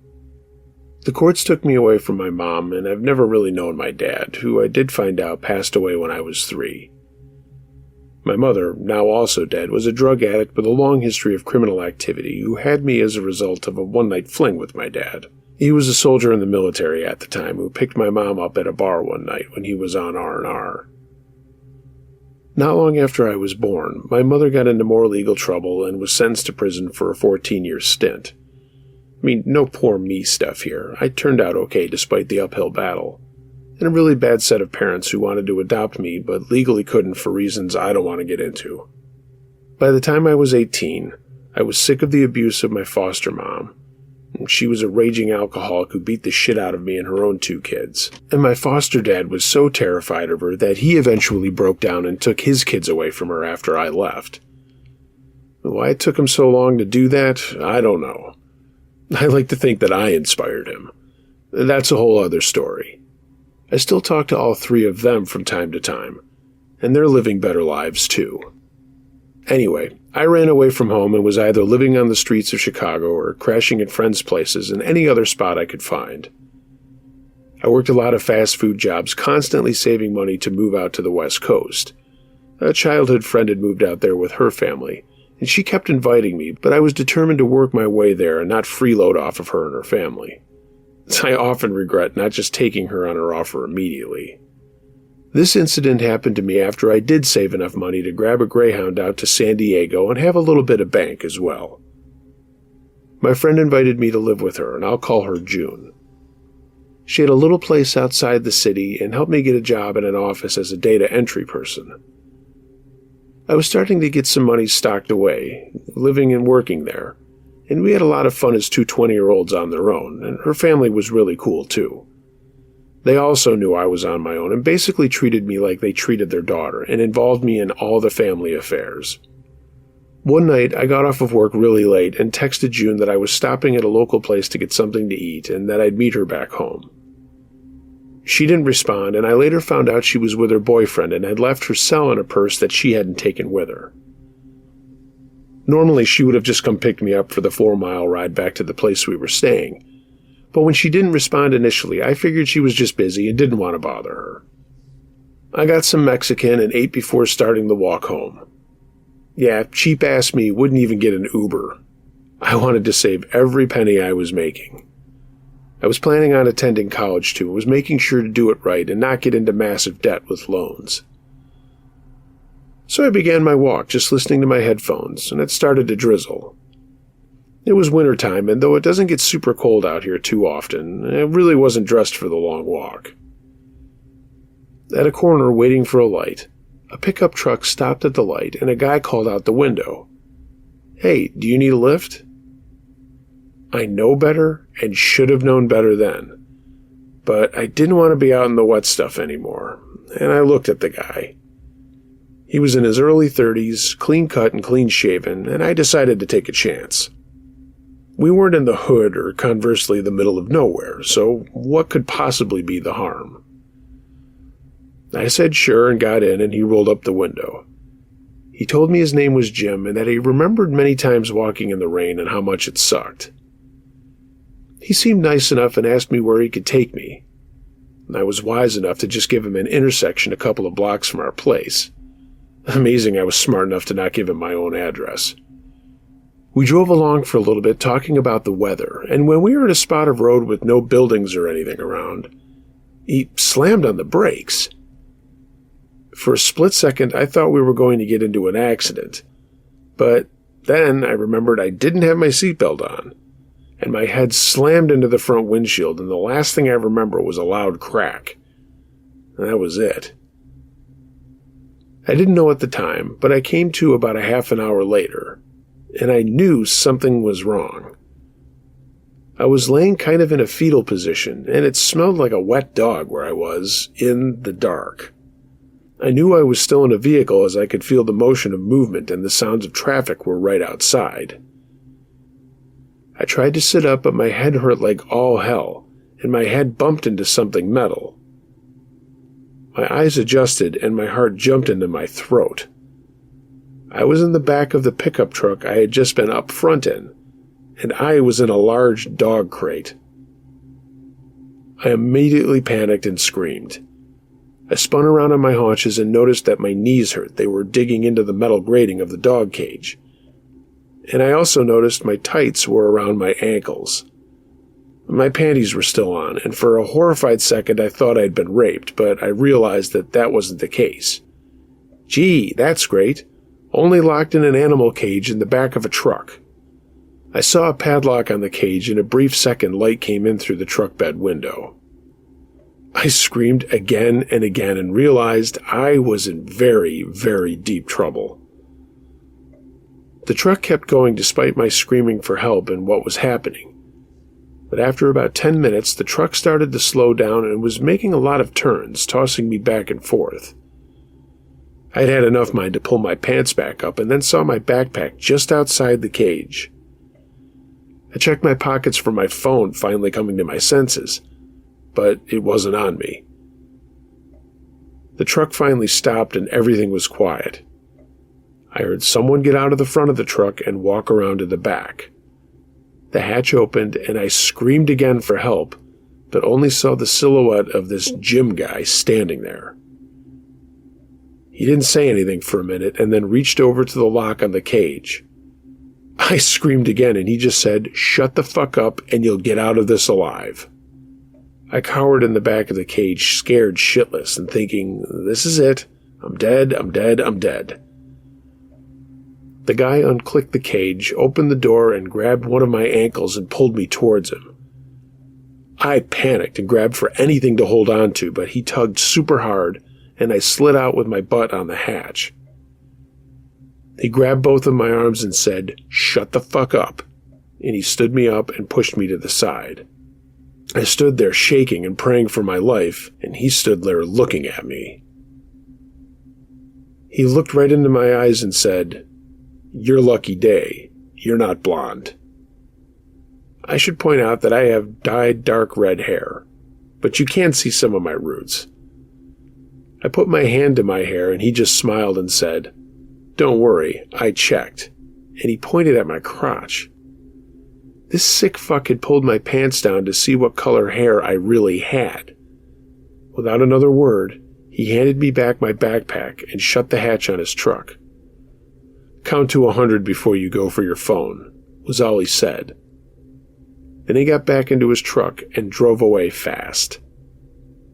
I was standing in the drizzling rain in the dark on a small road, shaking and terrified.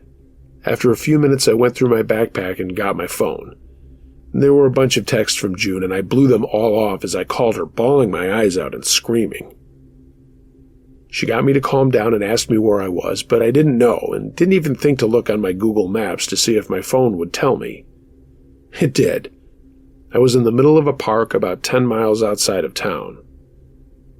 June told me to find a place to hide and that she and her boyfriend were coming to get me. The little park road showed up on my phone map, and I started running towards what I figured was the entrance to the park. June stayed on the phone with me the entire time until I got to the entrance, and a little while later she pulled up with her boyfriend. I jumped into their car and could not stop crying and screaming, but June finally got me to calm down a little and we called the police. They came out after about a half hour and I gave them a full report of everything that happened. What this guy Jim looked like, what his truck looked like, where he picked me up, what time it was, all of that. I mentioned that he said the only reason I was alive was because I wasn't blonde, my only saving grace. They suggested I go to the hospital to get checked out, and I did with them. And other than a massive bump on my head and my state of shock, I was physically okay. After a few hours, they let me go and June and her boyfriend took me home. All I wanted was a stiff drink and to curl into a ball and cry. I mean, at the end of the day, nothing happened. But how the hell were the police going to find a guy in a city this large? And I only blame myself for my stupidity in making a very, very bad decision. For months, I refused to go to work or come home by myself, and it's only been recently that I've gotten my own vehicle. Even still, I am freaked out to be alone a lot, and I avoid that intersection Jim picked me up like the plague.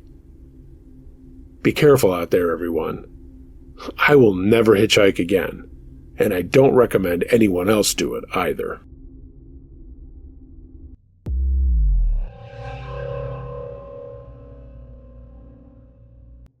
The Woodline by Rich Cantaloupe. I have a granddad that was a soldier in the Soviet Union.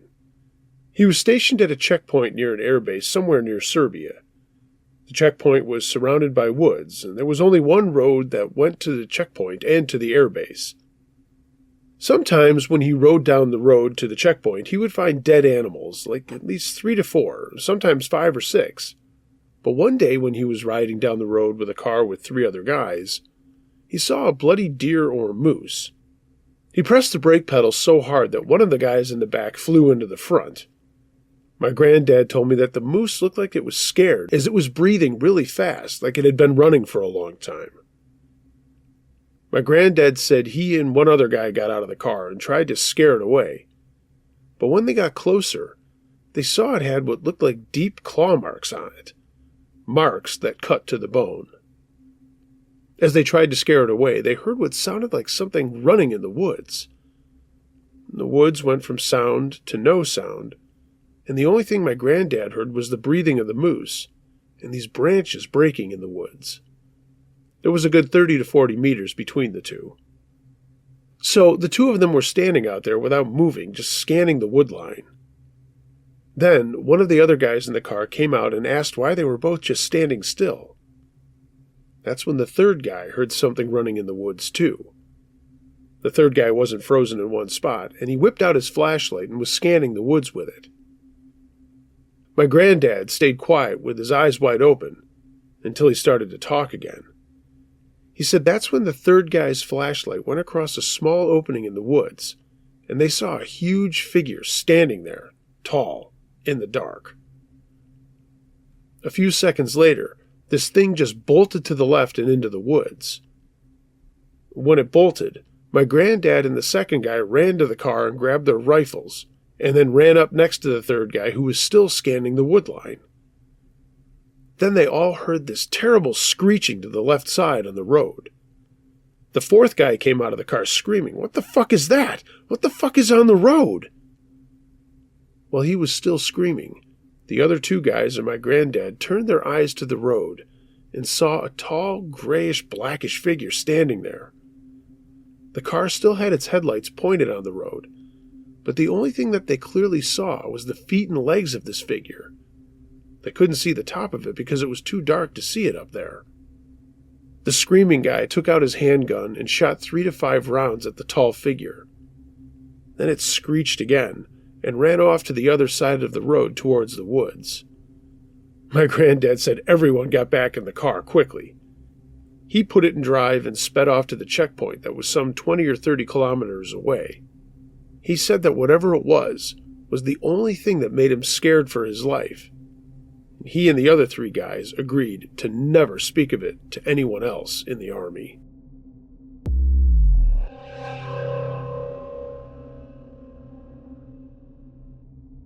Room 113 by Can't Unsee It 74. We were watching the news one night, and they were showing the Twin Falls all lit up with changing lights in Twin Falls, Idaho. And my wife and I decided to go.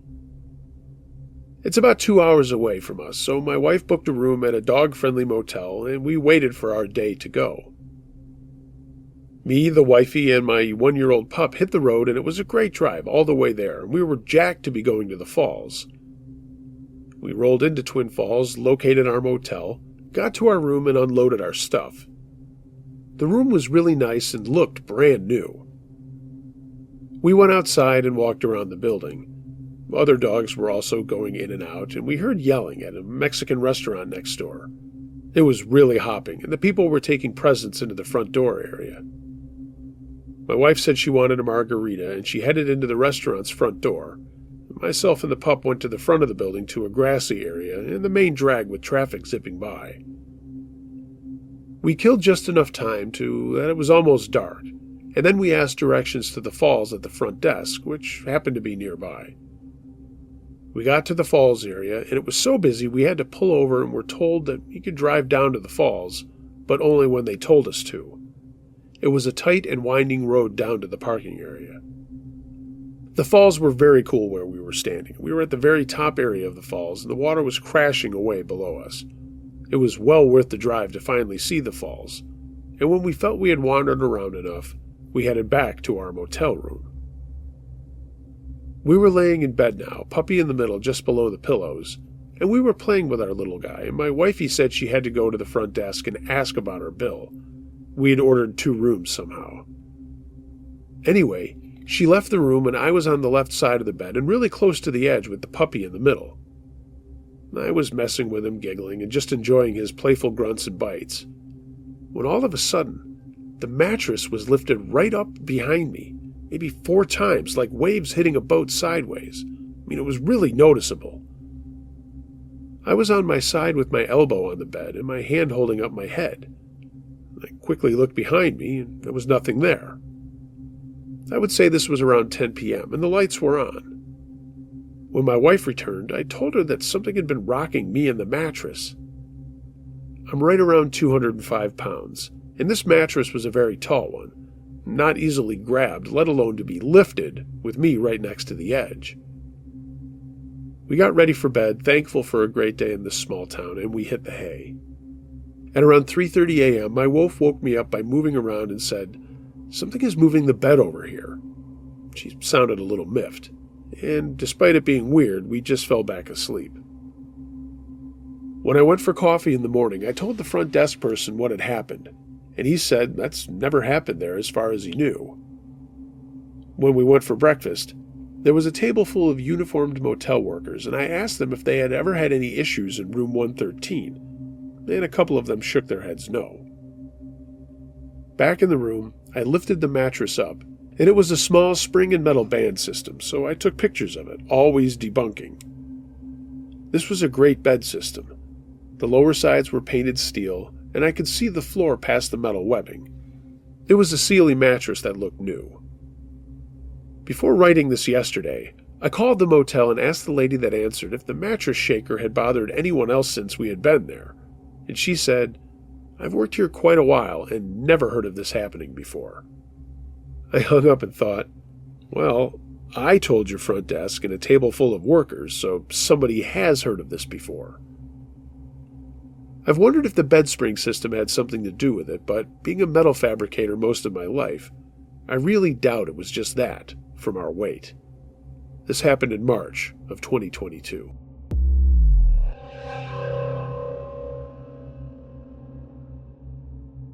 Almost Got Abducted by Snoopy XYZ. I'm a 29-year-old male. I was out partying this Friday night with 4 of my female friends, 2 of which I had just met that evening. We were having drinks at a club in Bratislava, Slovakia, Europe. The night was going great. We were dancing and talking. All of us had fun. At around 2 a.m., the girls grabbed a taxi and went home. I stayed a bit more in the club to finish my drink. I danced on the stage for about 20 minutes, and then I grabbed a taxi and went home. When I arrived on the street where I live, my drunk ass realized that I had no keys and I couldn't get home as I live alone. So I called another taxi and went back to the club to look for my keys. First, I went to the bar to ask if anybody had brought any lost keys to them that night. Unfortunately, they didn't have my keys. So I started to look around for them in the club in every place that I was that night. I turned on the flashlight of my phone and had been looking for the keys in a mass of people. About 10 minutes went by and I hadn't found anything apart from broken glass and cigarette butts. I went back to the place where I was initially looking for them. That's the place where we had been having our drinks with the other girls. I started to look for my keys on the sitting benches instead of on the ground. I had my keys in the inside pocket of my jacket as I always did, and my jacket was placed in the corner of that bench the whole night before I first left. People were sitting on the benches, and they'd had their jackets on the benches too. I sat down near the corner where I was sitting before, and beside me was a guy with lines of some drugs on his phone, freely giving them to other people. He had put his jacket in the corner of the bench, and I wanted to look at the corner of it to see if my keys had been pushed over into it or something. So I grabbed his jacket, and to my surprise, my keys were right under his jacket, in the middle of the bench. I was so happy to find my keys, and I was drunk and started pretty much yelling how happy I was to find them. I was getting fucking desperate at that moment. There was a guy on the bench that we'd met with the girls before in the club. I'll call him L. He was really nice during the whole night, and so I kept talking to L after I found my keys. I even went to the bar and grabbed another beer just to talk for a bit more. I went to the toilet to have a pee, and when I came back, L had found him an acquaintance to which he was talking. So I just started to finish my beer while I smoked a cigarette and was getting ready to go home.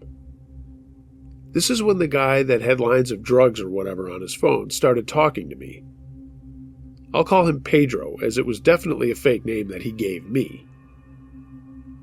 I've been talking with him in English.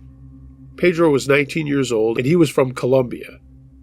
He told me stories about how life is in Colombia and his family struggles. He told me that his father had died recently, and he was the oldest son, so he was in Slovakia trying to make some money for the family. He even showed me photos of him and his family back in Colombia.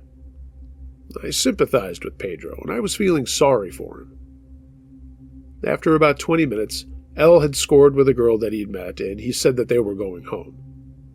He asked Pedro if he had any MDMA on him, and he sold him some. So then El left with the girl. People around the bench had seen that happening, and so they wanted some drugs from Pedro, so he started to make lines on his phone again. I told Pedro that I was heading home, and I wished him the best of luck, grabbed my jacket, and started walking. This is when Pedro called out to me and stopped me, said that it was late and he should go back to his hotel too. He scratched the drugs from his phone onto the table, took his belongings, and then told the people they could finish whatever was left for free. Pedro and I walked out of the underground club.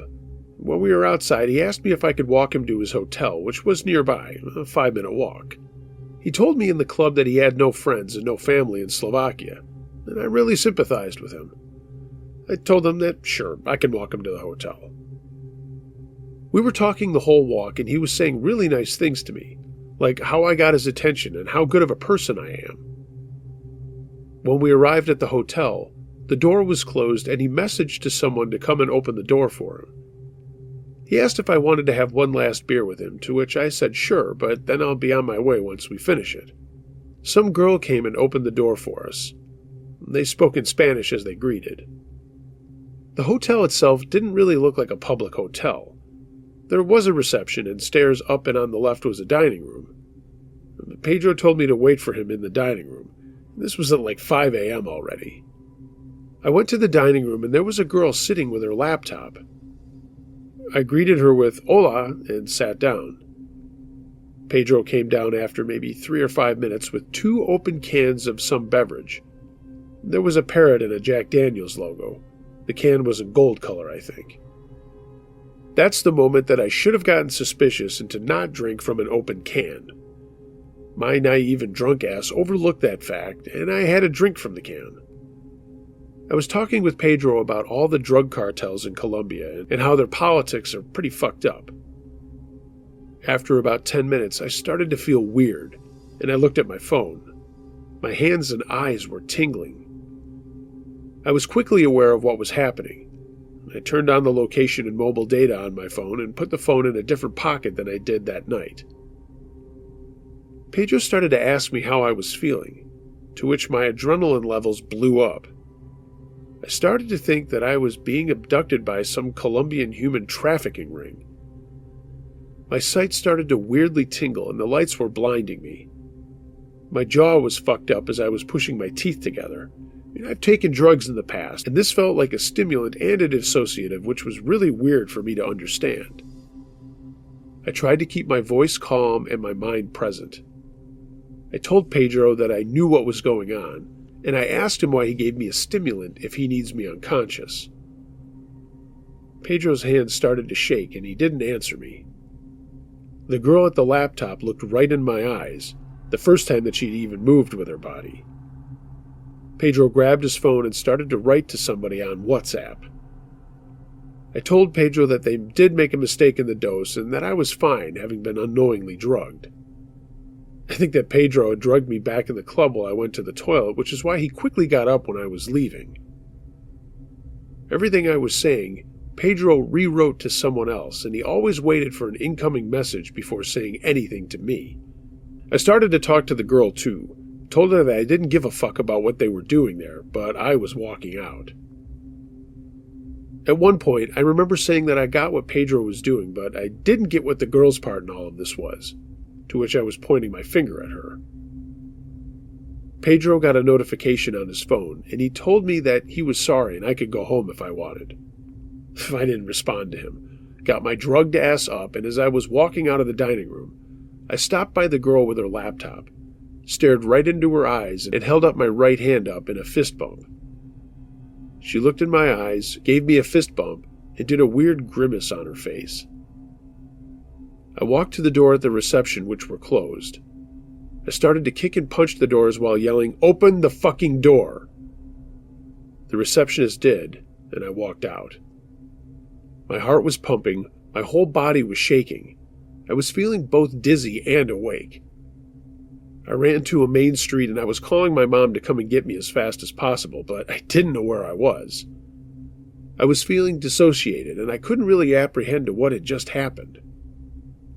As I got to a main street where a bus stop was, I started to feel very paranoid.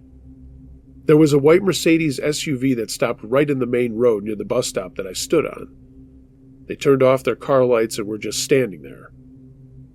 I told all of this to my mom, and she told me to look for a camera, so I stood right under a camera, which was at the bus stop, to make sure that I was being seen. I was feeling and talking weirdly, to which my mom told me to keep talking to her, to tell her what I could see around me. I'd seen a few people that walked to the main street. Everybody was on their phone and occasionally looking at me. One guy came close to the bus stop, and I approached him while I still had my mom on the phone. I asked him, "What do you want from me?" And he was all like, "I'm sorry, do I know you?" To which that I said, "I'm sorry." After about 10 minutes of me being on the phone with my mom, the white SUV turned on the engine and drove off.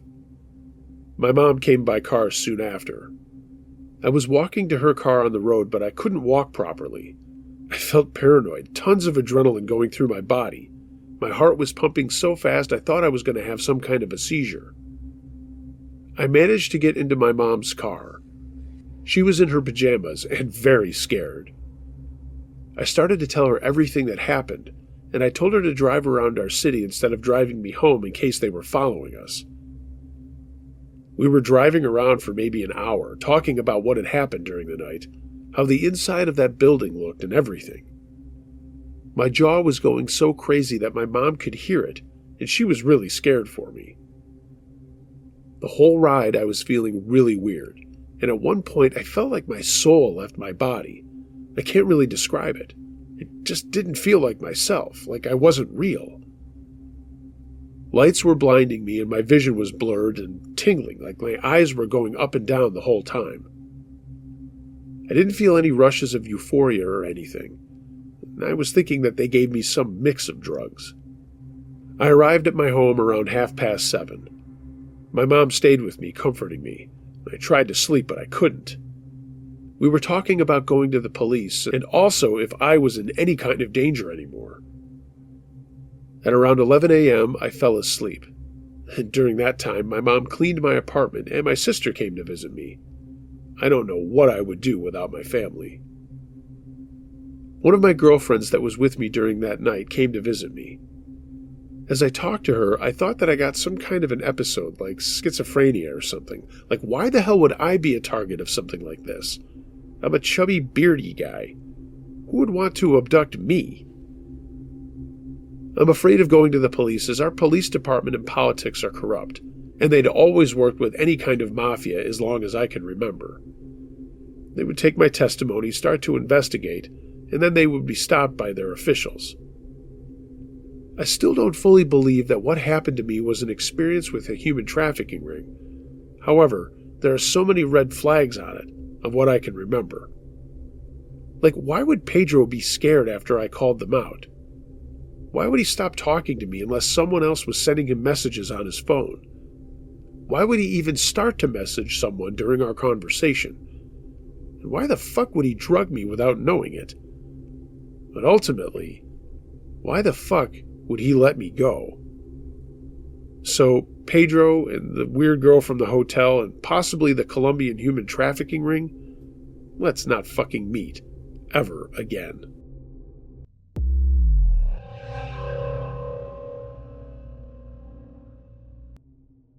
Can't You See How Much I Love You? By Girl Veteran. When I first got out of the Army, I was in a relationship with a guy in 3rd Ranger Battalion. Let's call him Jim. He and I had an apartment together, and I thought I loved him, so instead of going back to my home in Nebraska, I stayed in Columbus, Georgia. Our relationship started out with him being what I thought was protective over me.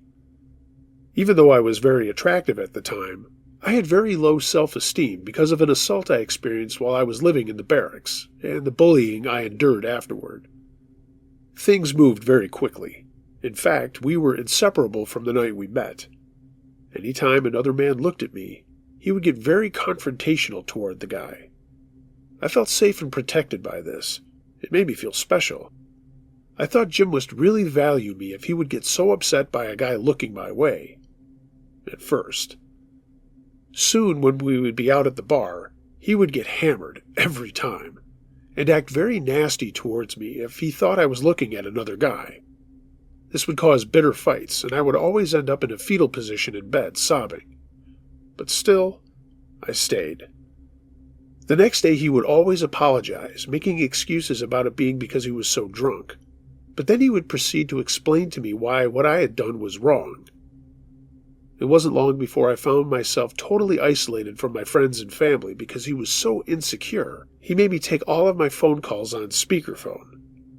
My family begged me to leave, but I was afraid I couldn't get by on my own.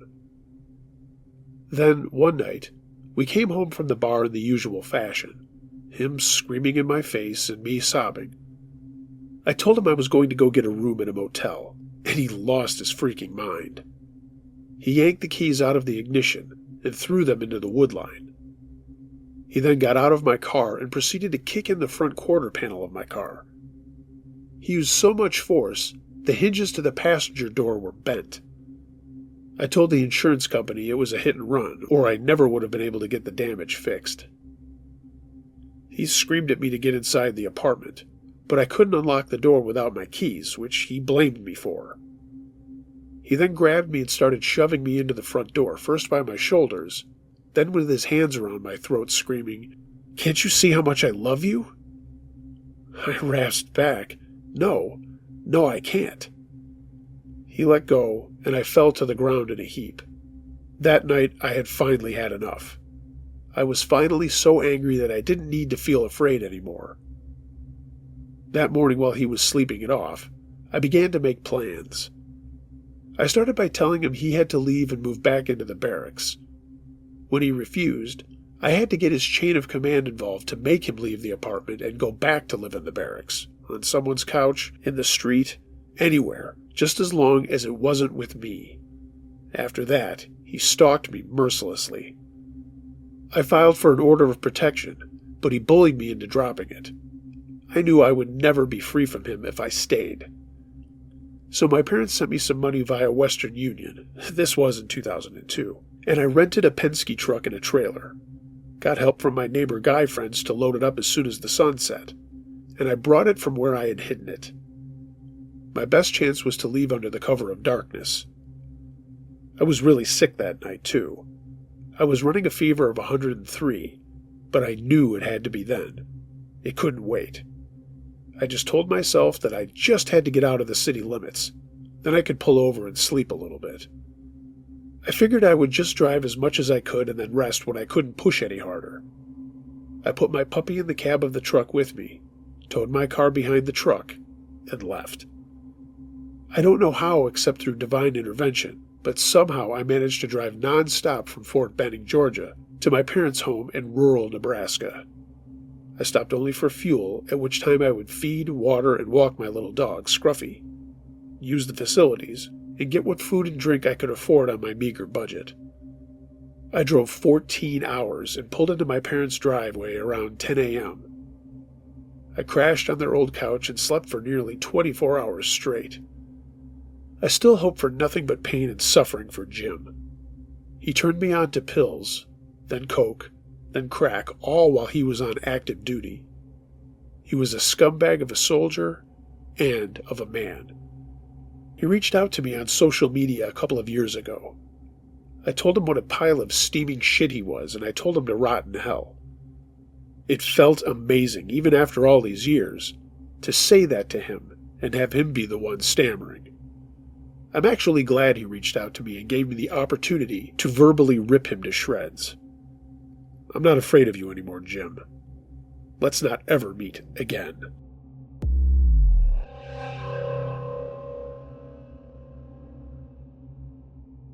Three Down by Defined by Faith. I've always been interested in the paranormal. I believe in it, but I also feel like the average person thinks every bump in the night is paranormal, and I consider myself to be somewhat skeptical and scientific among the believers. True paranormal experiences are far rarer than people will admit.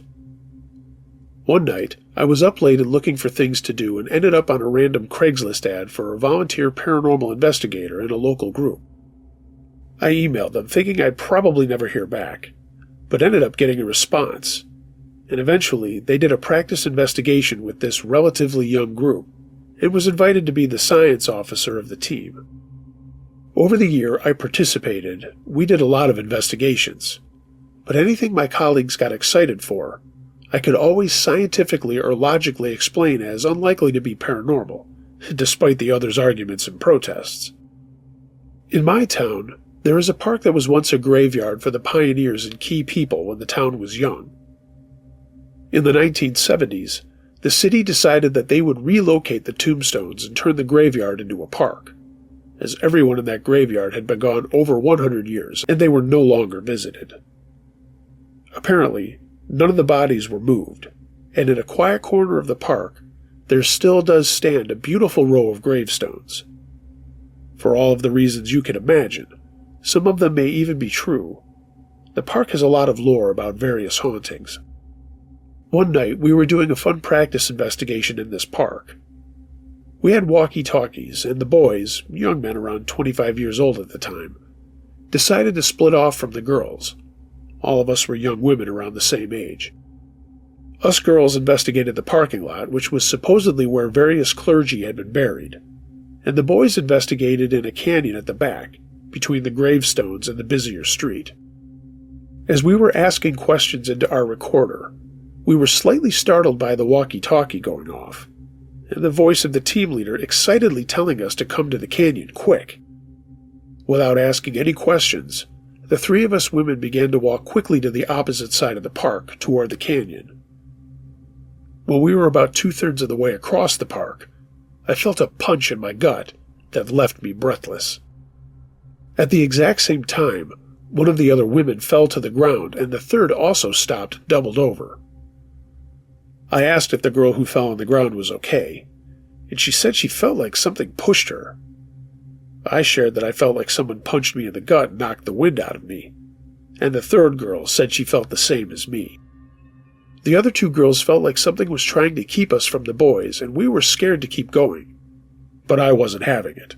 I wanted to make sure the boys were okay. I convinced the girls to continue, and when we got to the canyon, the boys were fine.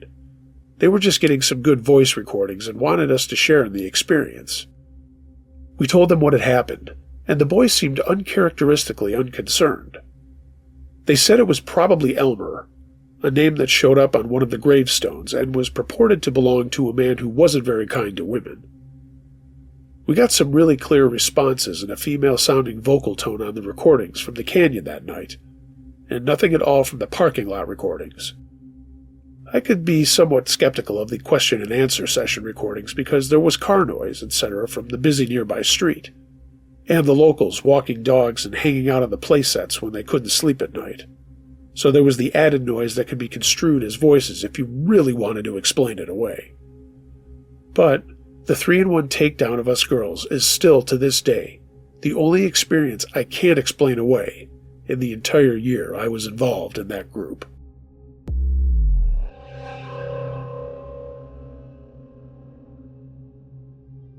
Caught in a Loop by Tainted Pika. This happened last year while my husband and his friend were working on my car and pretty much changing my whole front end of that car, which still does make sounds. I was inside watching his puppy and my husky play and making sure his pit puppy wasn't getting too rough. I heard the old renter's dog in the backyard bark to let everyone know someone was coming in, and he stopped. We live on a dead-end road, so there's just the one way in and the one way out. And there's only 5 houses on this street, and it's all my husband's family and his friend. I looked out the window and saw my husband's niece drive on in, and I went back to playing with the dogs. About 30 minutes later, my husband asked me to bring the LED light for them to use as it was getting dark. When I took it out to them, he started asking me questions about if I knew what his niece was doing, or if I had heard anything. I said, "No, why?" He and his friend started explaining that after the first time his niece came in, every 5 minutes, her car would again come drive past, come back in and drive past us going to her house. I only heard her car once, and that other dog only barked once. But apparently, to my husband and his friend, my niece drove in about 9 times before my husband ended up calling his mom and asking her how many people were up at her house. And then it was like he broke the loop, and my niece stopped driving by. But the weird part was, his friend also saw it all happen. It was as if they were stuck in a loop while I was in the house and wasn't with them in that loop.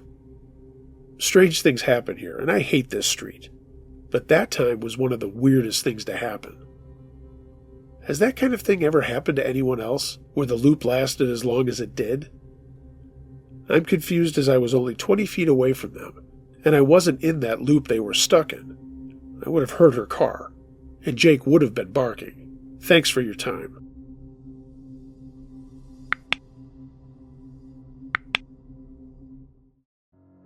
Hey gang, I thought I would do something a little different, only because I have not done a live campfire in forever. I'd really like to get back to doing those, because those are a blast when everybody shows up and all the questions are asked while I'm in the middle of telling stories and that sort of thing. And I love the conversation that I see with everybody else that's having that while I'm doing this silly live campfire. So I'd like to get back into doing those. We'll just see what time has to offer as far as that goes. But I do get questions all the time on social media, lots of DMs and lots of emails as well. And I thought I would grab a couple here and share them with you. If you don't care for this, then I guess this episode is over. For those of you who want to hear questions and answers, stick around. Okay, this one comes from Krista. What are your favorite stories to read? That's a good question. I do read them all. As a matter of fact, I just did a podcast, and we talked a little bit about that there's only one story I've never shared that I won't, and not because it's too scary or anything like that. Just the nature of the story is something I don't want to get involved with. I'll just leave it at that. But anyway, I like them all. I don't have any preference. I love the variety that I get. Early on, there was a lot more ghost stories and Ouija board stories and stuff like that, which I'm always up for reading. So if you've got one, hey, send it on in. Uncle Josh, truescarystories@gmail.com. And over time, it just seems like more and more people share like these, I don't want to discount the paranormal, but like real life events. So, a lot of the time that I spend narrating this stuff focuses around on those, but I'd be hard pressed to say which ones I, like more than another. I guess I can't say that. I do love Bigfoot stories. I actually was talking about this on the podcast. As soon as that comes out, I'll let everybody know. It's called the Hometown Horrors Podcast, by the way. Check it out on Spotify and anywhere else you get your podcasts. But I was talking about how much I love the idea of, a large, hairy, bipedal creature running around in the woods. I wish there were more, good Bigfoot movies that are out there. There's a couple good ones. And I'll end with that. Willow Creek is really good. That's the Bobcat Goldthwait movie. If you haven't seen it, it's really cool. And I love the older, cheesy ones from the 70s, like Creature from Black Lake. That's always a good one. Shout out to my buddy Al. We have a completely different version of that, totally tongue-in-cheek, that maybe I'll share with you guys if you guys like, Bigfoot talk. But anyway, yeah, I don't have any favorites. Just, I love when you send them in. Please continue to do so.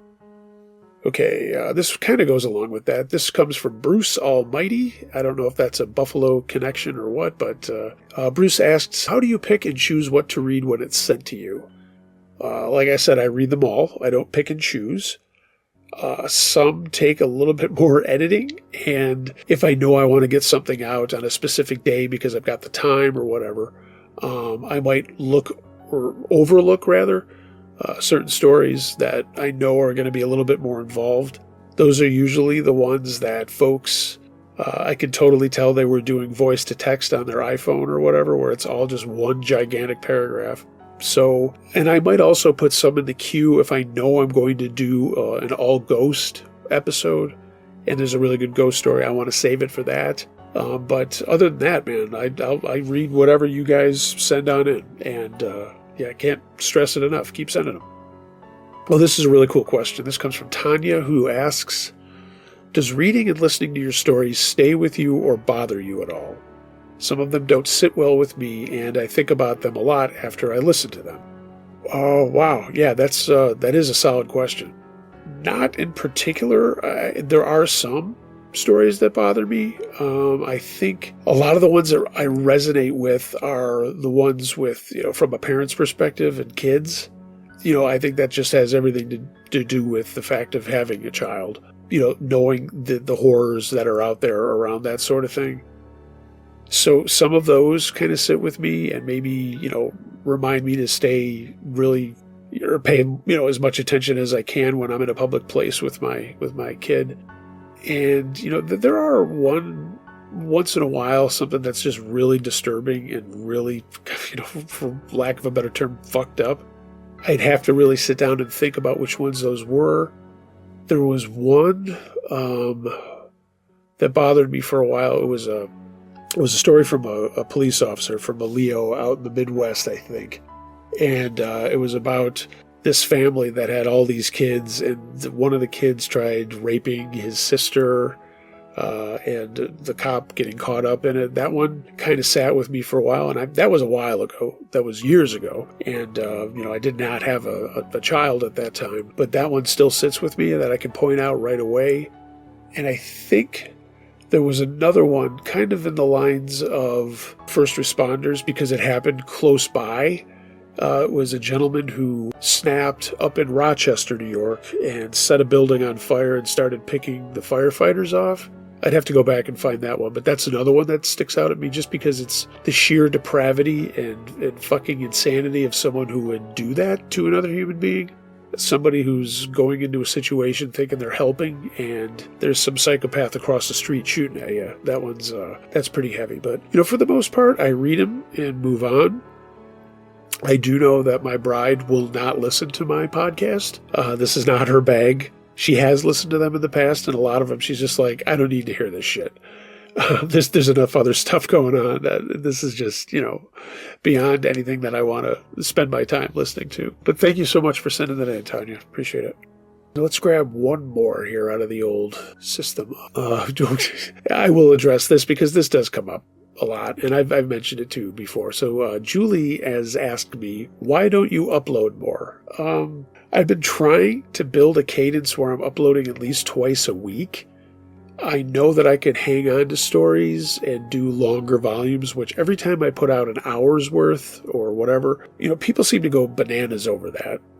But I don't mind doing a half hour here, 20 minutes here, 40 minutes there if I'm doing more uploading each week. If you guys would rather hear a longer episode than a shorter one like the one that I uploaded today, let me know in the comments, shoot me an email, social media stuff. Reach out to me and let me know what your preference is. I try to do it in smaller chunks because it kind of fits the way that, my life is. I have a full-time job. I'm a volunteer in some organizations. I sit on, some boards, in my area as, board of director kind of thing. So, I do have a lot of stuff going on in my free time, which is when I do all these stories. But I like to think I upload consistently, and why don't I upload more? Shit, if I had more time, Julie, I would do it. If I had, half the responsibilities that I have, then I would be spending more time, getting stories uploaded to you guys. It's this is what fits my schedule. This is what fits, and I hope you enjoy it. But again, if you guys would rather hear one longer volume a week as opposed to shorter ones,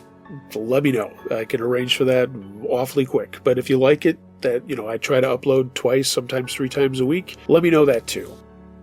All right, I am going to shut up, but I appreciate it if you've stuck through these because I wanted to get to these. I used to do this a little bit more often, Q&As, and I've got tons of questions from probably going back a couple of years. I can't even remember the last time I did a live campfire. It probably is a year and a half or 2 years. So we'll see if we can arrange to do one of those. I will let you know ahead of time so you can get on board. And hey, let's have a little fun, do a virtual campfire and more questions and answers and more true scary stories just in a live format. We'll see what we can do.